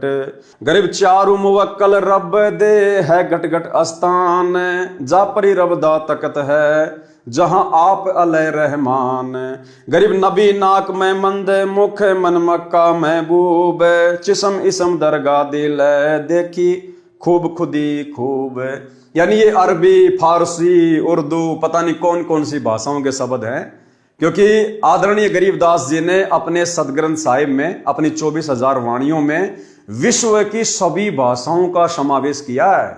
विश्व के हर देश की भाषा का शब्द इन वाणियों में है, जो 24,000 वाणियां अमर ग्रंथ में है। तो पहली बात तो भाई और बहनों, आप और हमारे को यहीं पर विश्वास हो जाना चाहिए कि पूरे विश्व की भाषा को कौन जान सकता है। आज वर्तमान में पूरे विश्व की भाषाओं के समावेश युक्त इस सदग्रंथ साहिब का अनुवाद कौन कर रहा है? केवल सतगुरु रामपाल जी परमेश्वर। तो पूरे विश्व की भाषा कौन जान सकता है? केवल परमेश्वर। तो सतगुरु रामपाल जी स्वयं खुदा हैं, अल्लाह हैं, परमेश्वर हैं। अन्यथा 300 साल हो गई गरीबदास जी को ये वाणियां लिखे हुए, आज तक कोई गरीबदास पंथी भी इनका सरलार्थ नहीं कर पाया। केवल पाठ करते हैं, जैसी वाणियां हैं वैसा ही बोलते रहते हैं, लेकिन सरलार्थ सन 1994 से सतगुरु रामपाल जी परमेश्वर ने शुरू किया। तो भाइयों और बहनों, ये विश्व की बहुत सारी भाषाओं के शब्द हैं, इनको पढ़ने मात्र से हमारे पाप कर्म कटते हैं। अब गुरुदेव ने बताया जैसे रोगी है और डॉक्टर ने उसको औषधि दे दी, उसको मेडिसिन दे दी, टैबलेट दे दी खाने के लिए। अब उस रोगी को नहीं पता, वो तो बेचारा गांव का आदमी, वो तो अनपढ़ आदमी है, उसको नहीं पता ये टैबलेट कौन सी कंपनी की है, क्या क्या इसमें साल्ट हैं, कैसे कैसे ये बनी है, कुछ नहीं पता। उसको चाहे जहर की गोली दे दो, वो तो विश्वास करके खा लेगा कि डॉक्टर दे रहा है। तो इसी प्रकार उस रोगी को नहीं पता है, लेकिन उसके बावजूद भी वो टैबलेट उसके ऊपर काम करेगी, उसके रोग को साफ करेगी। इसी प्रकार ये अमृतवाणी इस भक्ति मार्ग में जन्म मरण के दीर्घ रोग को काटने के लिए आप और हमारे लिए मेडिसिन है। और सर्वश्रेष्ठ डॉक्टर वैद्य, आध्यात्मिक वैद्य सतगुरु रामपाल जी परमेश्वर जी के द्वारा निर्मित हैं। तो भाई और बहनों, भले हमें नहीं पता इन वाणियों का, इनकी गहराइयों का, इन संकेतों का, इन शब्दों का, लेकिन ये भक्ति रूपी मेडिसिन खाने मात्र से हमारे पाप कर्म कटेंगे। तो क्या किया परमात्मा ने सरलार्थ? वाणियों में मुसलमान धर्म का आंशिक वर्णन है। अली नाम का मुसलमान पूर्व जन्म की भक्ति के कारण सिद्धि शक्ति युक्त था। यानी भाई और बहनों, गुरुदेव भगवान ने बताया कि हजरत मोहम्मद जी की आजीवन जो रक्षा हुई, वो रक्षा हजरत मोहम्मद जी के पुण्यों के कारण, जिस समय हजरत मोहम्मद जी परमात्मा की शरण में आए, उनको प्रथम मंत्र दिया गया। उसके बाद एक अली नाम का मुसलमान, एक प्रकार से गण, कबीर परमेश्वर सतगुरु रामपाल जी भगवान ने हजरत मोहम्मद की रक्षा के लिए छोड़ा हुआ था। तो हर मुसीबत में हजरत मोहम्मद की रक्षा वो अली किया करता था।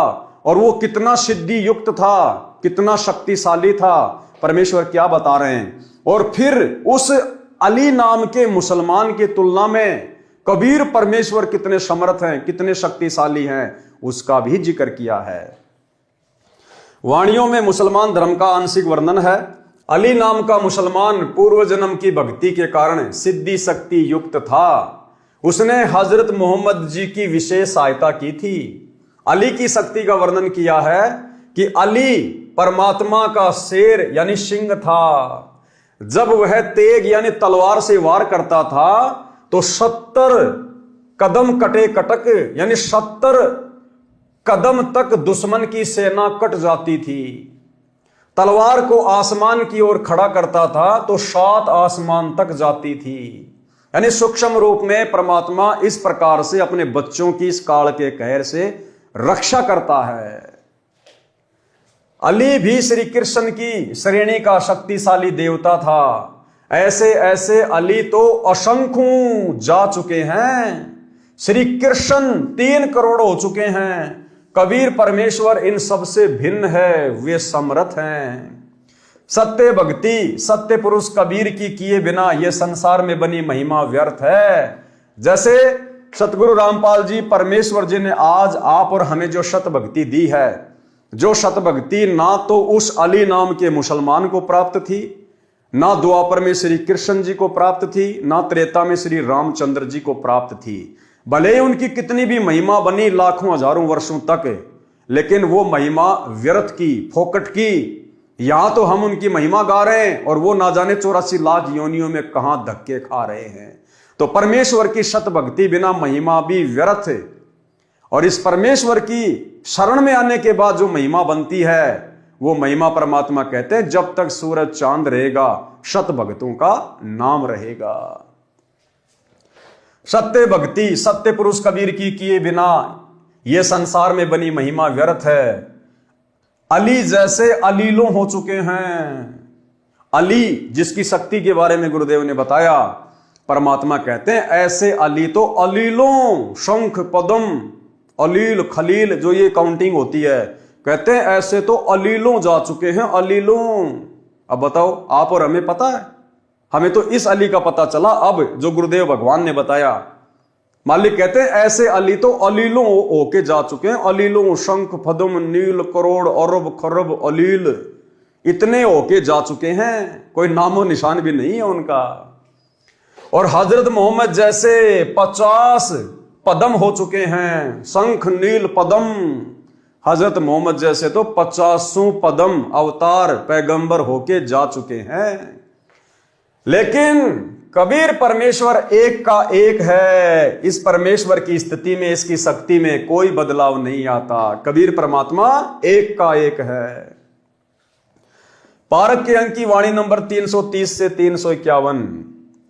गरीब चिसम इसमें जोरी जरी खेचे दम दुर्बीन, कूरम्ब नाद उदगार गति परसे देवातीन।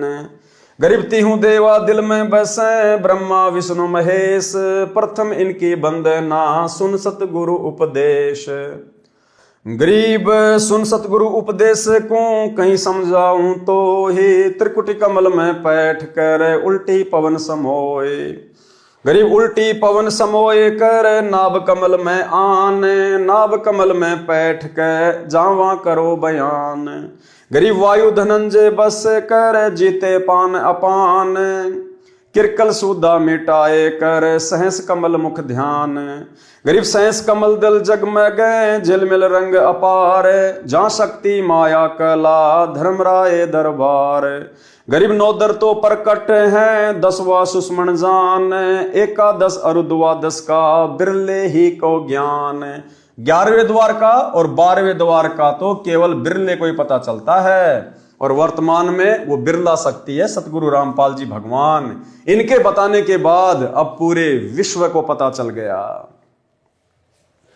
गरीब कैसे पाऊं विधि कहो दीजे मोही बताए, कल कूची मोशों कहो कौन पंथ को रा। गरीब तिलजे है उन्मान्य है बटक बीज विस्तार, त्रिवेणी के घाट चढ़ी देखो मुक्ति द्वार। गरीब दो दल का जहां कमल है जहां वहां ओगट घाट, तिल परवान खिड़की लगी सहजे खुले कपाट। गरीब दो दल का जहां कमल है अगम द्वार बैराट, मकर तार डोरी गहो चली सतगुरु की बाट। गरीब इस तुलदे का भेद कहाँ अब सूक्ष्म कहूं विस्तार, या में भी दर्दवादस हैं कोई न पाया पार। सरलार्थ इन वाणियों में भक्ति मार्ग बताया है, कमलों का वर्णन है। संत गरीबदास जी ने पाठ करने यानी ग्रंथ को पढ़ते समय पाठी के लिए रह रहकर प्रत्येक विषय को दोहराया है ताकि याद बनी रहे। अर्थात श्री ब्रह्मा, श्री विष्णु तथा श्री शंकर जी प्रत्येक मानव स्त्री पुरुष के शरीर के बने कमल दलों में निवास करते हैं। इसलिए प्रथम नाम में इनकी साधना करने को दी जाती है, जो इनकी स्तुति यानी वंदना है, यानी इनकी पूजा नहीं है, केवल स्तुति है। फिर आगे का भक्ति मार्ग सतगुरु जी बताते हैं, वह भी सुनो। तीनों देवा दिल में बसे ब्रह्मा विष्णु महेश, प्रथम इनकी बंदगी फिर सुन सतगुरु उपदेश। यानी सबसे पहले हमें ब्रह्मा विष्णु महेश के ही नाम दिए जाते हैं। भाई और बहनों, ये तो जगत को समझाने की दृष्टि से, जबकि सर्वप्रथम तो इस प्रथम मंत्र में हम अपने पूज्य गुरुदेव भगवान की पूजा करते हैं, इनकी बंदगी करते हैं। प्रथम मंत्र में सबसे पहले और सबसे लास्ट में पूज्य गुरुदेव जी की पूजा का मंत्र है। यही असल में सार शब्द की पूजा है। ये बीच के मंत्र तो परमेश्वर ने शरीर के कमल में बसे हुए इन देवी देवताओं के इसलिए दिए हैं क्योंकि हम इनके अधीन हैं, इनके लोक में रह रहे हैं, इनका हमारे ऊपर कर्जा हो चुका है। हम यहां जो इस पृथ्वी पर अन्न उपजा रहे हैं, काजू किशमिश सेव संतरे खा रहे हैं, अन्न खा रहे हैं, हवा ले रहे हैं, सूर्य का प्रकाश ले रहे हैं, ये इस काल ने तपस्या करके परमात्मा से प्राप्त किए हुए हैं और यहां मैनेजर बना दिया ब्रह्मा विष्णु महेश को। तो हम ये जो सुविधा ले रहे हैं ना, इसके बदले हम कर्जवान हो रहे हैं। तो परमेश्वर ने इनके मंत्र केवल इसलिए दिए हैं ताकि हम इनकी साधना करें, इनकी मजदूरी करें और हम इनके कर्जे से मुक्त हो जाएं। इनके मंत्रों का जाप करना इनकी पूजा करने में नहीं आता है।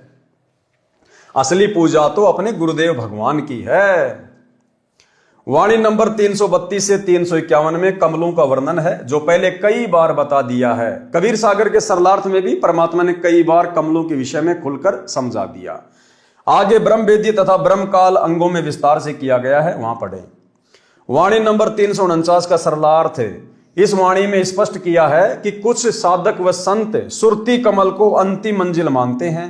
यह तो काल का बंधन यानी बंधन यानी जाल है। इससे आगे नृत्य कमल है, जो मोक्ष का मूल है, मुख्य कारण है। परंतु सतलोक वाला मोक्ष तो नृत्य कमल से भी आगे है, यानी सुरती नृत्य से भी दूर है सतलोक। उसको स्थूल शरीर त्याग कर ऊपर जाकर ही देख पाओगे। सत्य साधना करते रहो। पारक के अंक की वाणी नंबर 352 से 369। गरीब कंगरे कंगरे कलश हैं, कलश कलश लखी सूर, सूर सूर लखी चंद हैं, आवादन भरपूर। गरीब कंगरे कंगरे केवड़ा, लख लख फूल भलंत, लख लख मोती मुक्ति फल, बुझ बिरले संत। गरीब नहीं कंगूरे हेम के, नहीं ये सूरज चंद, पारख कनी पहार है, अवगत परमानंद। गरीब जगर मगर ज्योति करे, तहां राय बेली चंबेल, कमल केत की खिल रहे, भवर गुंजना खेल। गरीब अवगत नगर निदानपुर, बंगले लाल किवार, शंख मुनि सिजदे करे, शिव बर्मा शिकदार। गरीब बिन मुख सारंग राग सुनी, बिन ही तंती तार, बिन सुर अलगोजे बजे, नगर नाच घुमार। गरीब शंख असंखों जो जन, चौपड़ के बहजार, कशक नहीं कसनी नहीं, गली गली सिकदार। गरीब तर्क नहीं तोरा नहीं, नहीं कसीस कबाब, अमृत प्याले मद पीवें, भाठी चवें शराब। गरीब मत वाले मस्तान पूरे, गली गली गुलजार, शंख शराबी फिरत हैं, चलो ताश बैजार। गरीब शंख शंख पद्मनी नचे, गावे शब्द सुभान, चंद्र बदन सूरजमुखी, नहीं वहां मान गुमान। गरीब शंख हिंडोले नूर नग, झूले संत हिजूर, तकत दणी के पास कर, ऐसा मुल्क जहूर। गरीब नदी नाव नाले बगे, छूटे फुहारे सुन, भरे होद सरबर सदा, नहीं पाप नहीं पुण्य। गरीब नहीं कोई भिक्षुक दान दे, नहीं हार व्यवहार, नहीं कोई जामे मरे, ऐसा देश हमारे। गरीब बाजे घंटा ताल घन, मंजीरे डफ झांझ, मुरली मधुर सुहावनी, निस्बा सर अरु सांझ। गरीब दरवन दमा में बाजही, सेनाई और भेर, शंख तूर तुतकार है, हरदम सुनिए टेर। गरीब बीन बिहंगम झमकही, तनक तंबूरे तीर, राग खंड नहीं होत है, बंद्या रहत समीर। गरीब ताल ख्याल सुर एक गति, राग 36 बैन, सुने तो सन्मुख शीस दे, बिना राग सब फैन। पूज्य गुरुदेव भगवान ने हमारी आत्मा को जगाने के लिए सतलोक में कैसे कैसे सुख है, कितना आनंद है, कितनी मौज मस्ती है, इनका यहां पर जिक्र किया है। गुरुदेव भगवान कह रहे हैं कि यहां जैसे कोई एक बोतल शराब की पीकर और बिल्कुल नशे में चूर होके लड़खड़ाता हुआ चलता है, होश खोके, परमात्मा कहते हैं उस सतलोक में इतना नशा तो ऑटोमेटिक रहता है जैसे यहां पर कोई 100 बोतल शराब की पी ले। लेकिन वो नशा यहां की तरह नहीं होता कि कुछ होश ही नहीं है, कहां पेशाब कर रहा, कहां लैट्रिन कर रहा है। कहते वहां पर हर आत्मा के अंदर इतना नशा तो ऑटोमेटिक रहता है, इतना खुमार चढ़ा रहता है, इतना मदहोश रहता है, इतना आनंद है वहां पर। और भी बहुत सारे सुख भाई और बहनों, अब इन वाणियों को आप और भगत भाई बहन उस तरह से नहीं समझ सकते हैं, नहीं समझा सकते हैं। जिस प्रकार से हमारा बाप इन वाणियों का जूस निकालकर हमें पीने के लिए दे सकता है। तो भाई और बहनों, जैसे जैसे परमात्मा ने इन वाणियों का सरलार्थ किया है, थोड़ा बहुत उसी हिसाब से हम इनको ग्रहण करते चलेंगे। गरीब शंख किरनी जहां झिलके ही, शंख पद्म प्रकाश, शंख कला कल धूते है जहां हमारा बास। शंख पद्म प्रकाश, श्री कृष्ण जी के पैर में एक पद्म था, उसी से उसकी ख्याति हो गई, चमकता था। परमात्मा कहते हैं वहां शंख पद्मों जितनी रोशनी सतलोक में ऑटोमेटिक। सरलार्थ, इन वाणियों में सतलोक का वर्णन है। कहा है कि सत्यलोक में सब प्रकार का नृत्य होता है, सब प्रकार के राग होते हैं। सतलोक का संगीत मन भावन है, वहां पर अनेकों सुंदर स्त्रियां नृत्य करती हैं, वहां कोई दुराचार नहीं।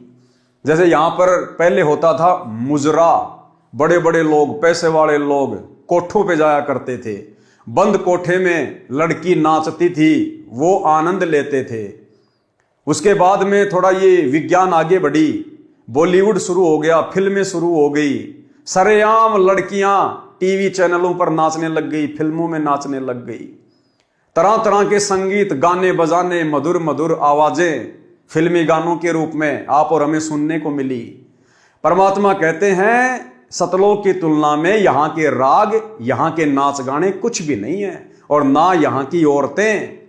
सतलोक में जो सुंदर सुंदर स्त्रियां हैं, उनके पैर के मैल के बराबर भी इस 21 ब्रह्मांड की सबसे सुंदर कोई स्त्री नहीं है। फिर पृथ्वी लोक की ये छोटी मोटी 4-5 फुट की स्त्रियों की तो भाई और बहनों बिसात ही क्या है। तो परमात्मा कहते हैं वहां पर शंखों स्त्रियां नृत्य करती हैं, नाचती हैं, मन भावना संगीत है। अगर वो संगीत यहां पर आप और हम आत्माओं को सुना दिया जाए, भाई और बहनों, हम जीना छोड़ देंगे, हम शरीर त्याग देंगे। ये आत्मा फिर शरीर में रह नहीं सकती, बेचैन हो जाएगी। जिस प्रकार धर्मदास जी सतलोक गए, वहां के ठाठ बाट देखे तो रोने लग गया कि मोहे ना भेजो भगवान हमसे बिगड़ी है, मोहे राख लियो भगवान हमसे बिगड़ी है। कि परमात्मा वो तो बहुत गंदा लोक है यहां की तुलना में, अब मुझे नीचे ना भेजो। तो भाई और बहनों, अगर वो संगीत और वो सुंदरता यदि परमात्मा हमें एक बार जरा सी झलक दे दे, हम यहां पर पागल हो जाएं, पागल, हम जी नहीं सकते यहां पर। अरे लड़का लड़की आपस में प्रेम कर लेते हैं युवा अवस्था में, और वो लड़का लड़की आपस में इतने पागल हो जाते हैं इस हाड़ मांस के शरीर में विषय वासनाओं को लेकर, अपने जन्मदाता मां बाप तक को छोड़ देते हैं, उनको ठोकर तक मार देते हैं। तो सोचिए भाई और बहनों, वो वास्तविक नूरी शरीर, नूरी रूप, नूरी सुंदरता अगर परमेश्वर हमें एक झलक दिखा दे, हम यहां पर जीवित ही मर जाएंगे, जीवित ही। लेकिन परमेश्वर इस ज्ञान से हमारे को वहां की सुंदरता से परिचित करवाएंगे, इस ज्ञान से हमारे को वहां के सुखों का और यहां के दुखों का परमेश्वर अनुभव करवाएंगे। तभी हम वहां स्थायी रूप से टिक पाएंगे। अन्यथा यदि परमेश्वर हमें कच्चेपन में सतलोक लेकर गए, हालांकि परमात्मा तो नहीं लेके जाएंगे, उनको तो पता है, लेकिन एक उदाहरण पेश किया परमात्मा ने हजरत मोहम्मद जी का। हजरत मोहम्मद जी को परमात्मा सतलोक लेकर गए थे, लेकिन वो सतलोक में नहीं रहे, उनका मन वहां नहीं लगा, क्योंकि उनको ज्ञान नहीं हुआ। और यहां उनके बहुत सारे भगत बन चुके थे, उनके चेले बन चुके थे, उनकी महिमा हो चुकी थी, तो उन्हें यहीं की महिमा अच्छी लगी। तो इसी प्रकार भाई और बहनों, यदि बिना ये तत्व ज्ञान हमारे हृदय में जमाए गुरुदेव हमें सतलोक ले भी गए, तो भाई और बहनों, यहां से जब तक हमारी आस्था पूरी तरह से नहीं हटेगी, सतलोक में हमारी आस्था नहीं लग सकती। तो परमेश्वर कह रहे कि वहां के जो सुख हैं, वहां के सुखों का यहां पर वर्णन भी बड़ी मुश्किल से किया जाता, बड़ी मुश्किल से। वो अकय लोक है, वहां के सुखों के विषय में कहा नहीं जा सकता। लेकिन फिर भी ये समर्थ परमात्मा आप और हमें जैसे तैसे करके समझा रहे हैं, हमारी आस्था इस गंदे लोक के झूठे सुखों से हटाने के लिए। तो क्या कह रहे हैं परमात्मा कि वहां पर कोई दुराचार नहीं है। जब वहां पर औरतें डांस करती हैं, नाचती हैं, तो हमारे मन में कोई पाप नहीं आता, विषय वासना नहीं जागती, दुराचार नहीं आता। जैसे कोई बहुत सुंदर स्त्री है और वो भले ही नंगी होके डांस करने लग जाए अपने घर पर एक कमरे में, और वहीं उसका 6 महीने का या 1 साल का उसका बेटा या बेटी भी है, उस बेटा बेटी के मन में किसी प्रकार का कोई विकार उस सुंदर स्त्री को नाचती हुई को देखकर नहीं आएगा। इसी प्रकार सतलोक में भाई और बहनों हमारा नूरी शरीर है, उस नूरी शरीर में विकार नहीं है, विषय वासना नहीं है, नामो निशान नहीं है, इसलिए वहां पर दुराचार नहीं है, मन में कोई मैल कोई पाप नहीं है। इन वाणियों में सतलोक का वर्णन है, कहा है कि सतलोक में सब प्रकार का नृत्य होता है। अब यहां का झूठा नृत्य और हाड़ मांस का शरीर उन एक्ट्रेस का, हीरोइन का, टट्टी पेशाब उनके शरीर में भरा पड़ा, थूक लार हैं जेर उनके शरीर में भरी पड़ी। हम तो उनका डांस देख के खुश हो रहे हैं और उसको पता नहीं कौन सी बीमारी ने घेर रखा है। वो दिखावट में हंस हंस के डांस कर रही है 2 पैसों के लिए, क्या पता उसको उस समय लैट्रिन लग रही है, पेट में दर्द हो रहा है, लेकिन झूठी मुस्कुराहट 2 पैसे कमाने के लिए, और हम उसको देख के खुश हो रहे हैं। परमात्मा कहते हैं जब सतलोक वाला डांस तुम्हें देखने को मिलेगा ना, इस डांस की तरफ तो कभी सौपन में भी मुंह नहीं करोगे, सौपन में भी। तो भाई और बहनों हमने तो गांठ बांध लेनी है, कमर कस लेनी है, सर के कफन बांध लेना है, हमने सतलोक चलना है। अब की बार सभी भाई बहन सतलोक में डांस देखेंगे, सतलोक में डांस करेंगे, सतलोक के सुख भोगेंगे, अपने परमात्मा से दिन रात उनके चरणों में उनकी चंपी करते समय, क्योंकि हमने गुरुजी को रिझाना पड़ेगा, प्रसन्न करना पड़ेगा। घर घर बेड लगवा दिए परमात्मा ने इसीलिए लगवाए कि बच्चों मुझे प्रसन्न करो। तो सुबह शाम जैसे भी समय मिले परमात्मा की चरण चंपी करते समय हमने परमात्मा से बस यही मांगना है कि परमात्मा ये मेरा मनुष्य जन्म लास्ट, हे परमात्मा मुझे दोबारा जन्म मत देना इस गंदे लोक में, मालिक अगला जन्म मेरा सतलोक में। एक ही विनती। और दूसरी बात भाई और बहनों, जब हम गुरुदेव भगवान की चरण सेवा करते हैं तो चरण सेवा करने के बाद में कुछ समय हम भगत भाई बहन जो अपने घर पर बेड लगा रखा है उसके ऊपर अपना मत्था टेक कर, यानी अपने दोनों हाथ उस बेड के ऊपर यूं रखकर, जैसे कोई दुखी इंसान होता है और चारपाई के सारे यूं वो सर रख के सोचता है, विचार करता है, ऐसे ही गुरुदेव भगवान के चरणों की तरफ उनके आसन पर हम अपने हाथ रखकर अपने परमपिता परमेश्वर जी के चरणों में, और भाई और बहन हम कुछ देर विचार करें शांत होकर आंखें बंद करके, जैसे गुरुदेव भगवान के जो चरण कमल हैं वो मेरे सिर के ऊपर रखे हैं और हम यूं शीश लगाए हुए चिंतन कर रहे हैं परमात्मा के उपकार के विषय में, उनके गुणों के विषय में, कैसे गुरुजी ने हमारा जीवन बदल दिया, कैसे गुरुजी ने हमें इन गंदे विकारों से दूर कर दिया, कैसे परमात्मा ने हमें जानवर से इंसान बना दिया, देवता बना दिया, और हम अपने उन कुकर्मों को याद कर करके, उन विषय विकारों को याद कर करके हम परमेश्वर के चरणों में शीश रखकर कुछ देर आंसू बहाएं। यानी जब भी हम गुरुदेव के चरणों की सेवा करें तो भाई और बहनों ये चिंतन करते हुए संसार की सारी चिंताओं को साइड में रख के 10, 15, 20 मिनट जितना भी आपका मन करे हमारी आंखों से आंसू निकलने चाहिए। ज्यादा भी नहीं तो 1 टपका तो हमारी आंख से आंसू आना ही चाहिए, उन बुरे दिनों को याद करके और सतलोक के सुखों को याद करके, और मन में ये डर कि परमात्मा जो आपने महिमा अपने लोक की बताई है और यहां के जो दुख हमें दिखा दिए, बता दिए, परमात्मा यदि हमें अब की बार मोक्ष नहीं मिला, अगर किसी भी कारण से ये कुत्ता ये कुतिया अगर रह गई तो परमात्मा मैं तो उन सुखों से वंचित रह जाऊंगा, फिर ना जाने हजारों करोड़ों लाखों युगों बाद ना जाने कब इस कलयुग की पिछली पीढ़ी में आप मेरा हाथ पकड़ोगे। तो ये भय होना चाहिए हमारे अंदर, और अपने गुरुदेव भगवान की मन मोहिनी सूरत को ध्यान में रखते हुए आधीनी से हमारी आंखों से ज्यादा भी नहीं तो भाई और बहनों 1 आंसू तो निकलना चाहिए। और जिस दिन आपकी आंखों से आंसू नहीं निकलते हैं तो समझ लेना उस दिन आपने उस श्रद्धा से, उस भाव से भक्ति नहीं की है।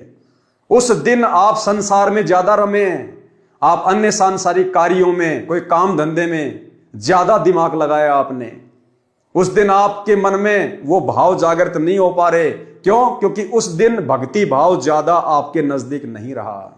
अन्यथा जब भी हम गुरुदेव के चरणों की सेवा करें और कुछ देर उनके चरणों में अपना माथा रखकर चिंतन करें, ऑटोमेटिक भाई और बहनों आंसू आने चाहिए, और आएंगे यदि हम शांत स्वभाव में बैठ के इस परमेश्वर के द्वारा किए गए उपकारों को याद करेंगे कि परमात्मा आपने हमें नव जीवन दिया। नव जीवन मालिक, मेरी श्वासें शेष नहीं थी। उन घटनाओं को याद करो जब कभी आपका एक्सीडेंट हुआ होगा, कभी आप रोगी हुए होंगे, कभी आपके ऊपर कोई हार्ट अटैक आया होगा, ऐसी किसी बीमारी ने आपको घेरा होगा, भले नाम दीक्षा से पहले, संकल्प से पहले, उस समय भी यही परमात्मा हमें बचाने वाला था।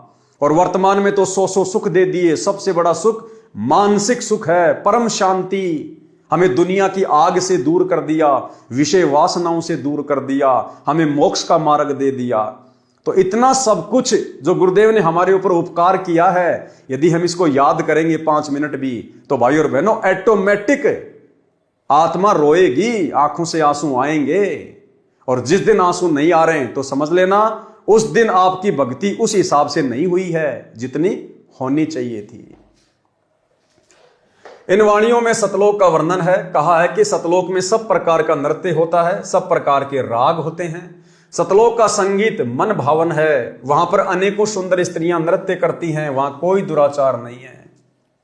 सतलोक में कोई निर्धन नहीं है, न कोई भीख मांगने वाला है, न कोई दान देने वाला, वहां न कोई संसार की तरह व्यवहार करने वाला है। वहां पर परमात्मा के भंडारे से सबको खाने को मिलता है, वहां कोई जन्मता मरता नहीं।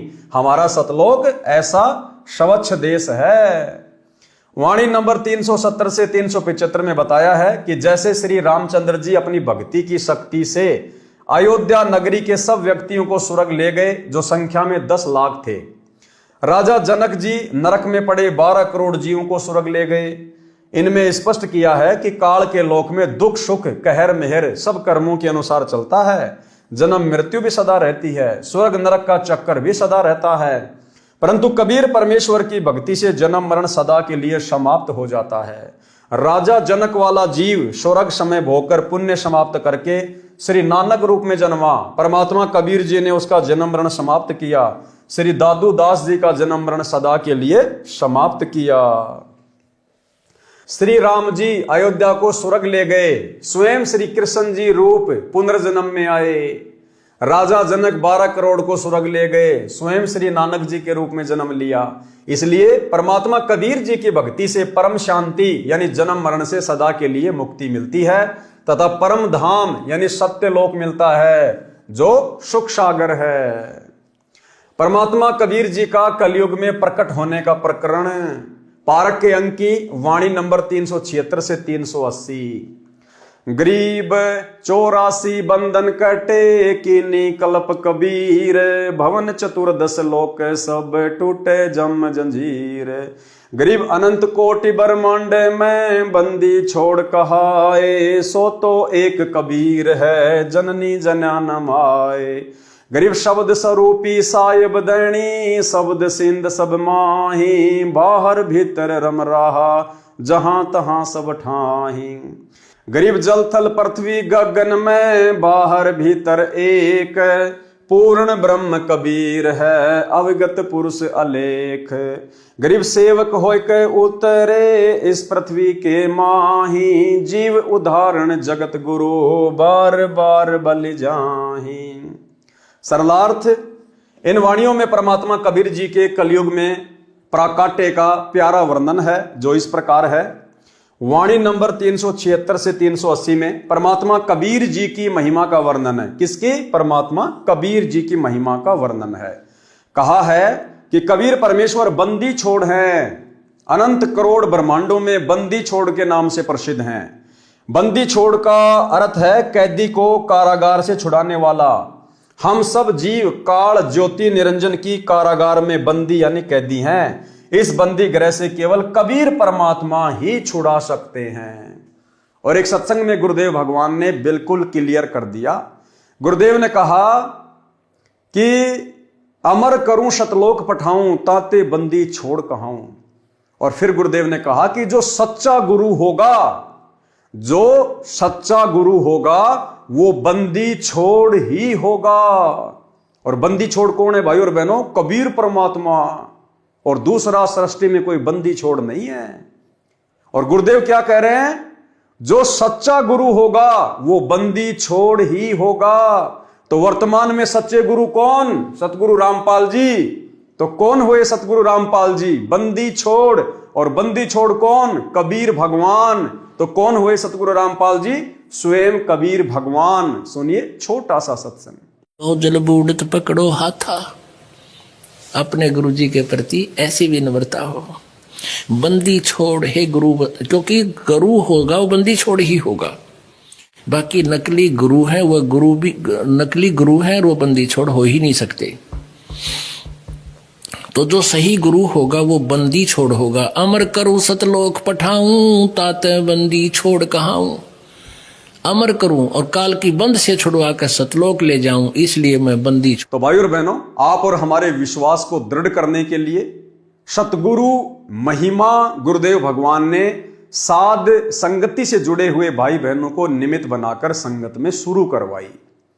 क्योंकि गुरु को परमेश्वर माने बिना इस सत भक्ति में गुरु ही परमात्मा होता है। एक सत्संग में गुरुदेव ने स्पष्ट कर दिया कि अगर कोई गुरु है तो केवल कबीर परमात्मा, दूसरा कोई गुरु हो ही नहीं सकता। सतगुरु तो इसलिए कहना पड़ गया क्योंकि नकली गुरु काल ने बहुत ज्यादा पैदा कर दिए, अन्यथा गुरु शब्द ही काफी है। और उस गुरु की भूमिका केवल कबीर परमात्मा ही करता है।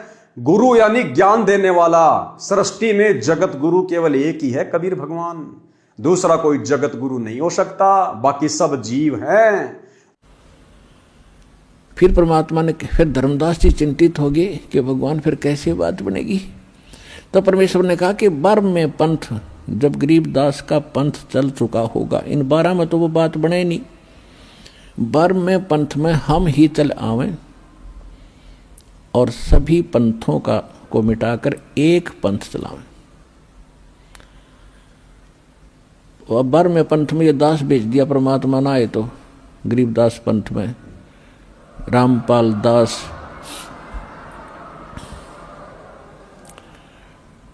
तो कबीर साहब ने कहा है कि पुरुष और गुरु सतगुरु में जो मेरा सच्चा गुरु होगा उसमें कोई भेद ना जानना, समकर जाने। मम संत मुझे जान मेरा ही स्वरूपम। परमात्मा ने कहा है मम संत, मेरे संत को मुझे ही जान, मेरा ही स्वरूपम। तो गुरु और सतगुरु, गुरु परमात्मा, सतगुरु परमात्मा स्वयं होते हैं, सतगुरु कहो चाहे गुरु कहो।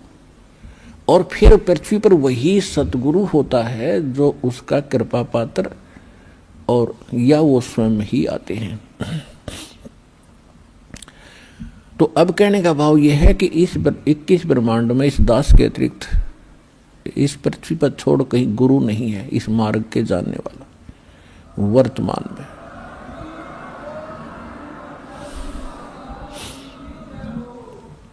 अब हम वहीं आते हैं जहां से प्रसंग शुरू हुआ था। तो आज जो जगत गुरु की भूमिका कर रहे हैं, जो गुरु की भूमिका कर रहे हैं, सतगुरु की भूमिका कर रहे हैं, तत्वदर्शी संत की भूमिका कर रहे हैं, कौन? सतगुरु रामपाल जी परमेश्वर। तो इनके अलावा, हमारे पूज्य गुरुदेव के अलावा दूसरा कोई भगवान नहीं, कोई कबीर नहीं। ये बात जितनी जल्दी हमारे दिलो दिमाग में बैठ जाए हमारा भला, अन्यथा भाई और बहनों ये कलयुग की बिचली पीढ़ी भी हमारी व्यर्थ ही जाएगी। तो भाई और बहनों, आज की वीडियो में केवल इतना ही। गुरुदेव के आशीर्वाद से कल रात्रि 8 बजे सभी भाई बहन फिर से लाइव जुड़िए। तब तक सतगुरुदेव भगवान आप और हमें आज्ञा दें, इजाजत दें, आशीर्वाद दें। बंदी छोड़ सतगुरु रामपाल जी भगवान की जय हो।